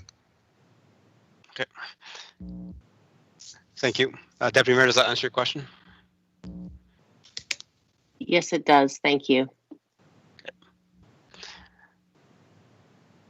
Okay. Any other questions and comments regarding that? No. You know, and I'll have to go back to this again because we just accepted a report that was done that reviewed this, and there was recommendations put forward for us to change as a organization. So that was June 1st, and my question to the town manager is that we have not yet implemented those suggestions and recommendations, so we don't know how that would turn out. So do we really need staff to do the information for us if we haven't implemented any of the recommendations that were put forward in the report? Is it too early? Your Worship, I'll maybe just try to understand the question. Is the question along the lines that without any time between implementation of recommendations to creation of a bylaw, is there a time where to review whether those implementation methods are working as to whether a bylaw is required? That's correct. Worship. So yeah, so a lot of the reports that we receive as council, we accept them and we receive them, and there's recommendations in them, and then so we allow staff time to implement those recommendations going forward, and then a report comes back to council if those are working or not. If they're working, then this is reasons why, and this is the next steps forward. If it's not working, these are the reasons why, and this is what we should be done to address those. Seeing that we as a council only accepted for information that report on June 1st, and this is June 8th. Is it warranted and wise for us to now ask for more additional information if we have not yet seen those changes happen, and to see how they actually operate within our organization? Thank you, Your Worship, for the question. So,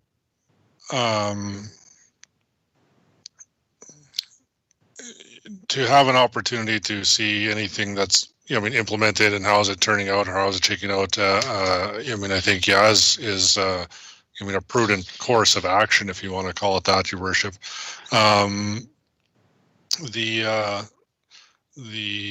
Those implementation items, some would come into effect pretty quick and probably might have a very quick impact. Others are frankly fairly long-term in implementation or potential change, if you want to call it that. So, there would be some opportunity to review, likely within 2 to 3 months, whereas some of the other things that are recommended would, may not show up for a year or two. Your Worship, I guess is the best way I can put it. Whether that's wise or not,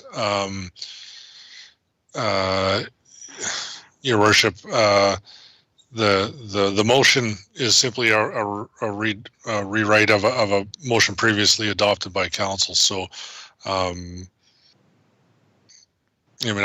leave it at that, Your Worship. Okay.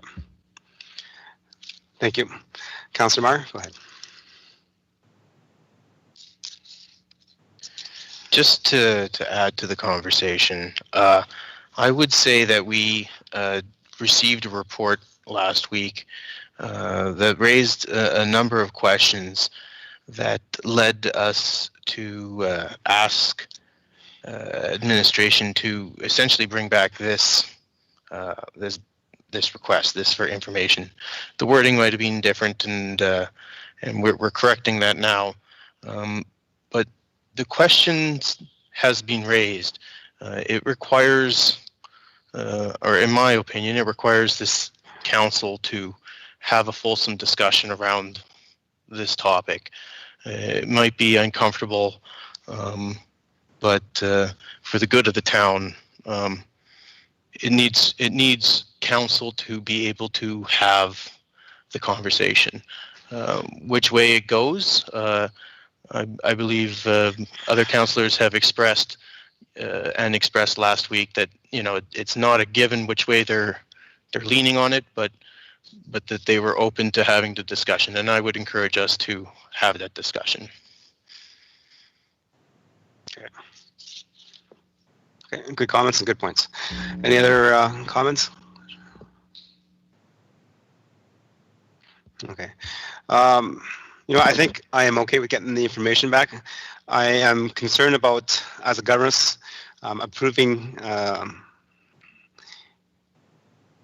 report with recommendations in it, and then not allowing time for that report to be administered before we do something else.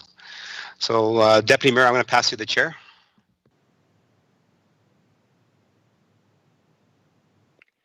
Yes, Your Worship. Okay, thank you. I'd like to make a motion to postpone this motion, please. My motion is to postpone motion number 2 till November 30th. I'd like to speak to that, please. Yes, you may speak to that. Thank you, Madam Chair. I make this motion to postpone because I think we have just accepted a report for information on June 1st, which lists a bunch of recommendations that we can do in terms of policy and stuff to address some of the issues and concerns that may or may not be relevant in our organization. And I'd like the staff to have the opportunity to implement those recommendations before council then addresses a different avenue to look at that. And November 30th will give us roughly five and a half months. I think what I heard from the town manager is what some of these recommendations can be implemented, and we'll know if it works or not within a couple of months, and others might take a little longer. I think having that 5.5 month window to allow administration time to deal with the process will allow us to make better decision a little bit later on in November. Thank you, Madam Chair.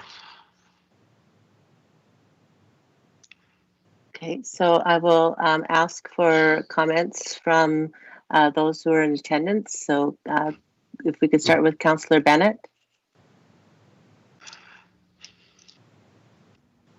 Thank you, Deputy Mayor. I was just about to write you an email, a text to say that I have a comment.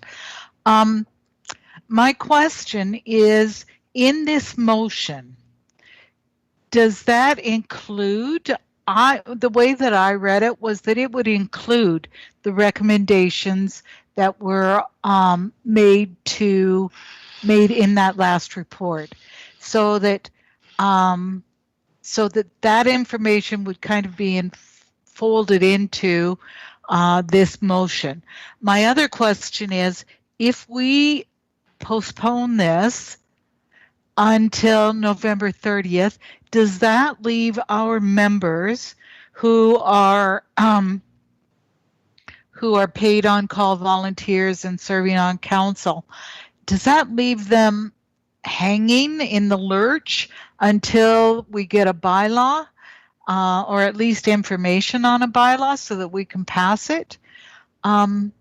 Those are my questions, Deputy Mayor. I'm not sure who to address those questions to. Perhaps to our CAO? Thank you, Your Worship, and I'll make some brief comments there. There was a fire services review report. It was discussed with council. There were options in there, and options are in the works to be implemented.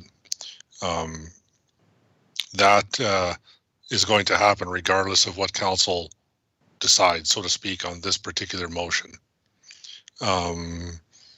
Secondly, Your Worship, the current council members who are also part of the Stony Plain Fire Department at this time are currently on a leave of absence, initiated by myself and the fire chief to put some space and time to allow some of the challenges to be worked on, spoken about, reviewed, so on and so forth. The implementation steps, as they play out, that leave without absence would be reviewed and action taken accordingly. Your Worship, the last thing I'm going to say, frankly, we're getting very close to personnel discussion, and I would advise council that anything further on specific related to any particular individual needs to be done in a closed session.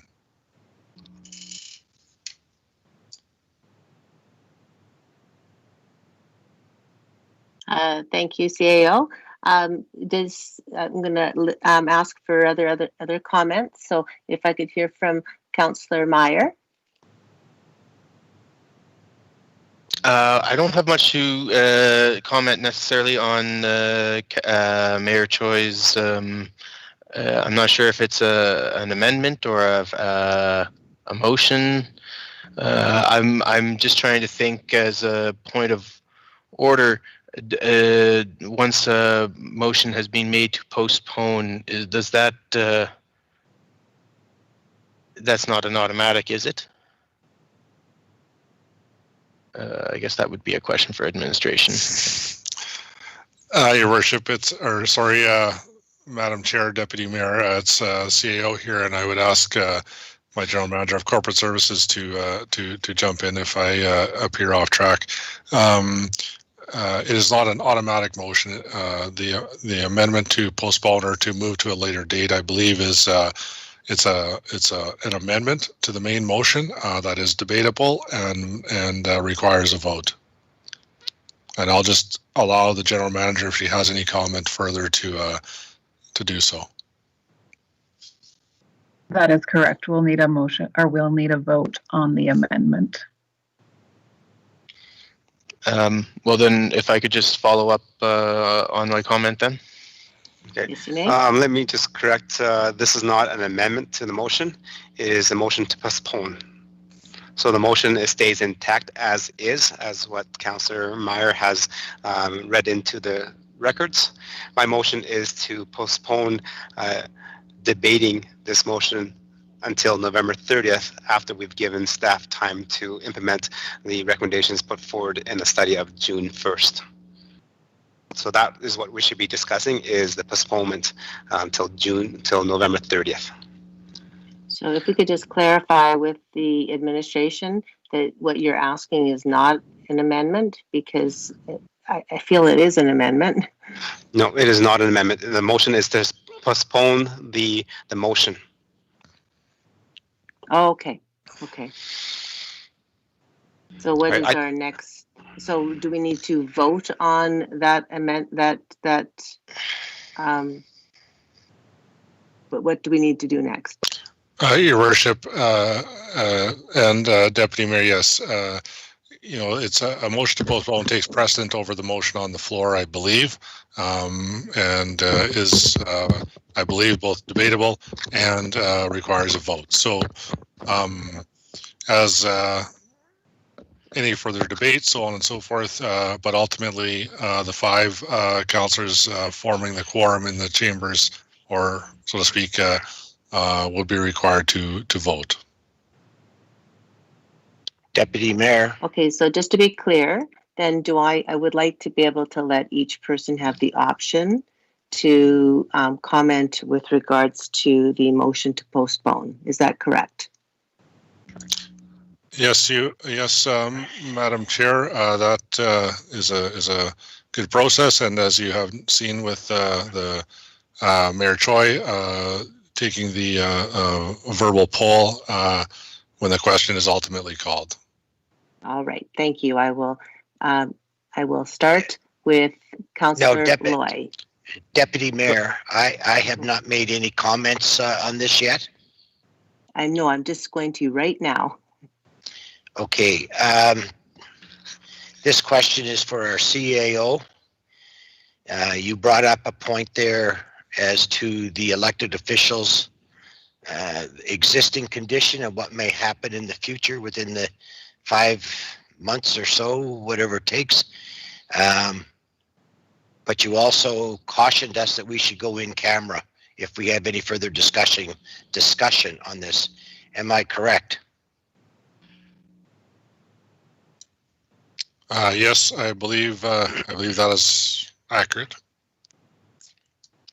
Okay, then, Deputy Mayor, I move that for the purpose of further discussion on this, that we go into in camera.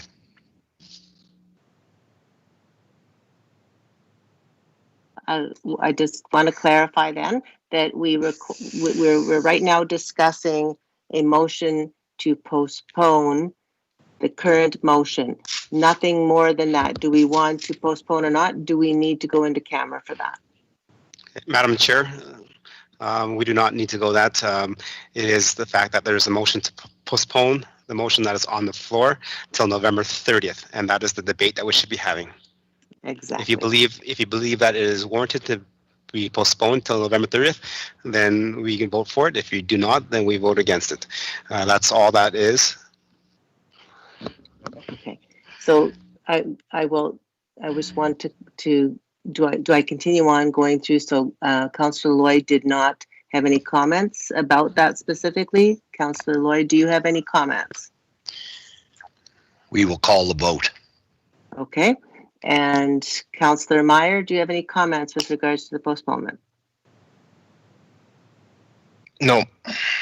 Okay. And Councillor Bennett, any comments? No. Okay. And I do not either. Okay. So I will call the vote. And Madam Chair? Yes. I'd like to close. Okay. Yes, please close. Thank you, Madam Chair. Members of Council, I'm making this motion to postpone because I believe that is good governance for us as a Town of Stony Plain Council. Only a few years ago, we adopted the Fire Services Master Plan for the Town of Stony Plain. That is just starting to get implemented. And then just on June 1st, we accepted for information a fire review. That was just 7 days ago. If you look at the timing, we have not yet had the opportunity for administrative staff to do the work that was recommended in those two reports. So how, in terms of good governance, can we look at a bylaw or anything else without having the ability for staff to actually carry out some of those recommendations? And the motion is to postpone for only 5.5 months until November 30th. And that is it. And at that time, if those recommendations that are put forward through those that study is not adequate or has not solved any of our problems, then we can then revisit the motion that was put forward by Councillor Meyer. Thank you, Madam Chair. Thank you, Your Worship. I will call the question, so I will ask each individual. Councillor Loy. Opposed. Okay. Councillor Meyer. Opposed. Councillor Bennett. Opposed. And Mayor Choi. In favor. And I will be opposed.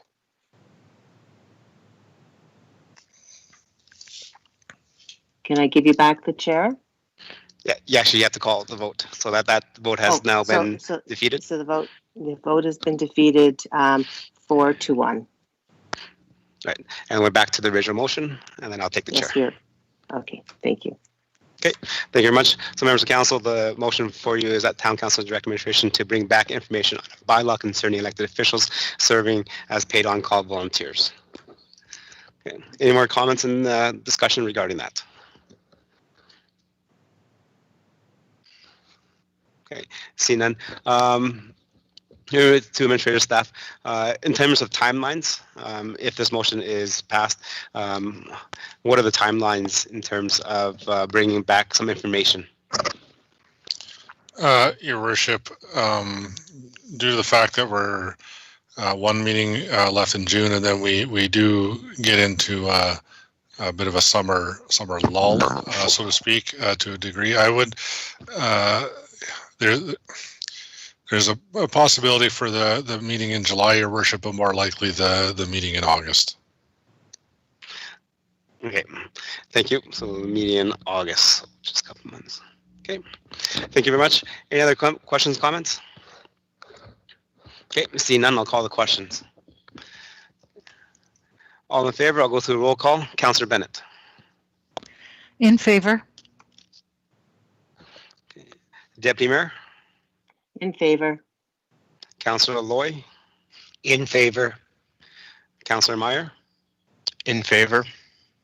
and I am in favor as well. Okay, that is carried.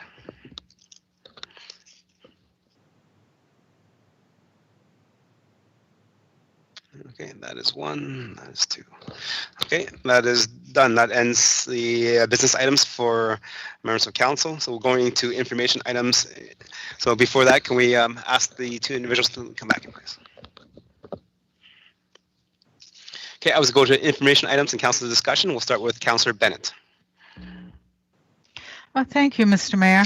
I came across a webinar series today that I've forwarded on to council.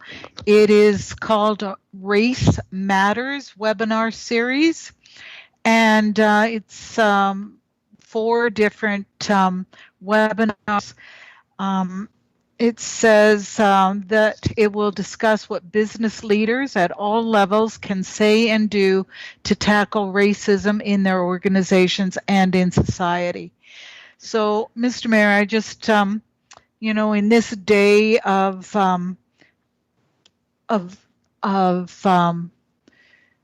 reconciliation with some of the activities that have been going on, I just welcome the opportunity to have more education and more insight into what we as community leaders can do to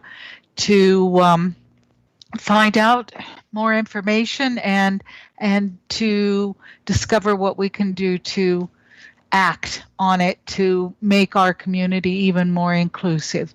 So, Mr. Mayor, I just encourage other councillors that if they're so inclined that they register for those webinars. And I just think it's really important at this time to get a clearer understanding of what's happening. That's all, Mr. Mayor. Thank you for sharing, Councillor Bennett. And you're absolutely right. I think we need to have a little more understanding and knowledge of what the issues are so that we can address them and face them head on, and then make sure that we try to prevent this happening in the future. Deputy Mayor. Thank you, Your Worship. You know, I just have one question for administration. A neighbor asked me when the next shredding truck service will occur in Stony Plain, and I just couldn't recall. So would somebody have that information for me? Okay. Next shredded event, please.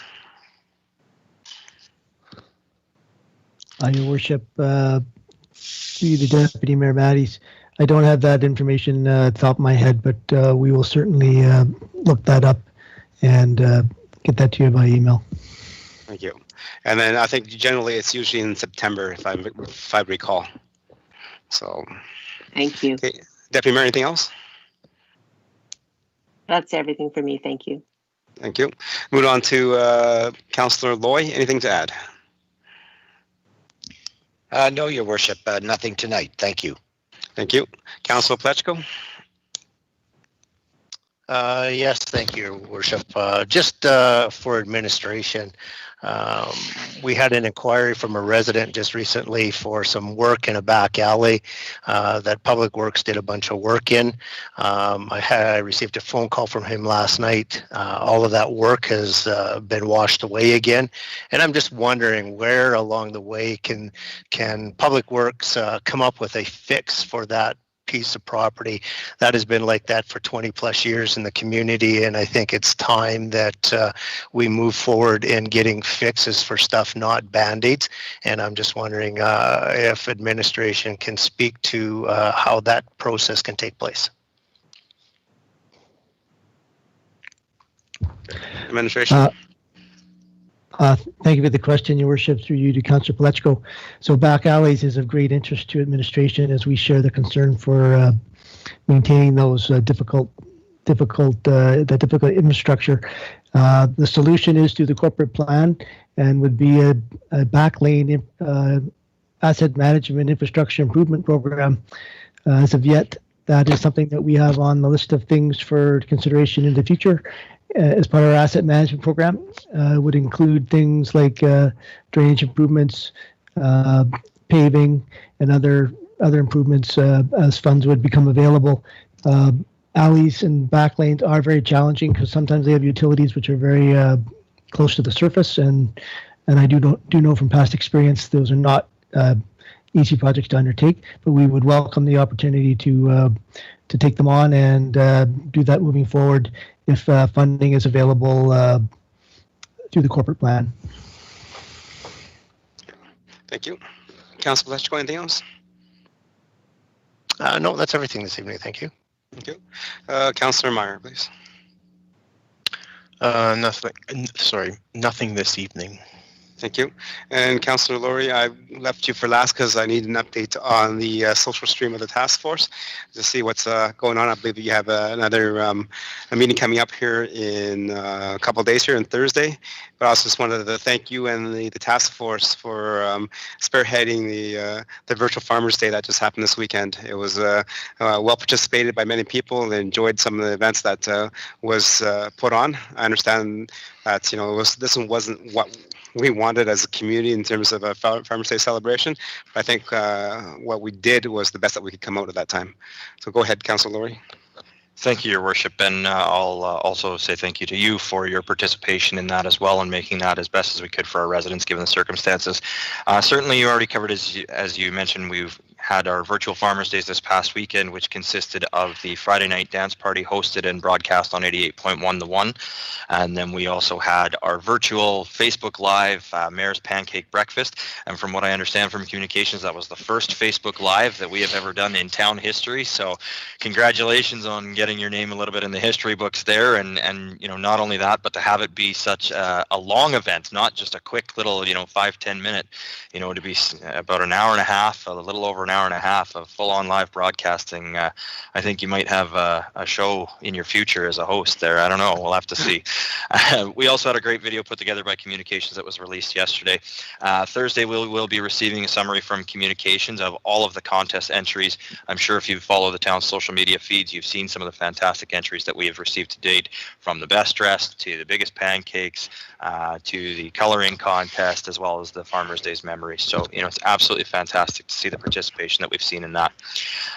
We are, again, continuing to work forward on a couple of different initiatives in respect to public events, and we're also looking at some potential social support aspects of some recommendations that we may have going forward.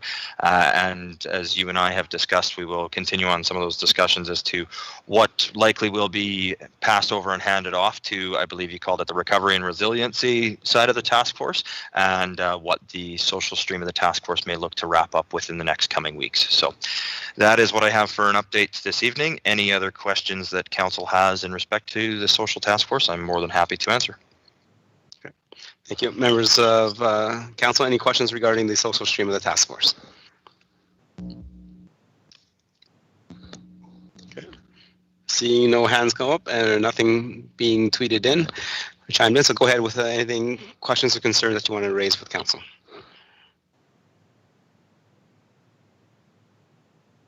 No, I have nothing else this evening, Your Worship. I was asking if there were any questions from council in respect to the social task force. Okay. So no, there isn't. So that ends the council information items and discussion. So thank you very much, members of council. It has been very, very eventful last 2.5 months through this whole COVID-19 pandemic, and it looks like we're starting to get back to some sense of normality. The province is considering to open phase 2 of the relaunch a little bit sooner than they had predicted. So I think as a community, we're doing what we need to do is to flatten the curve and continue to help each other out. I think it was mentioned many times that we need to definitely show more love in the community, and Stony Plain has a long and rich history of being neighborly and helping our neighbors out.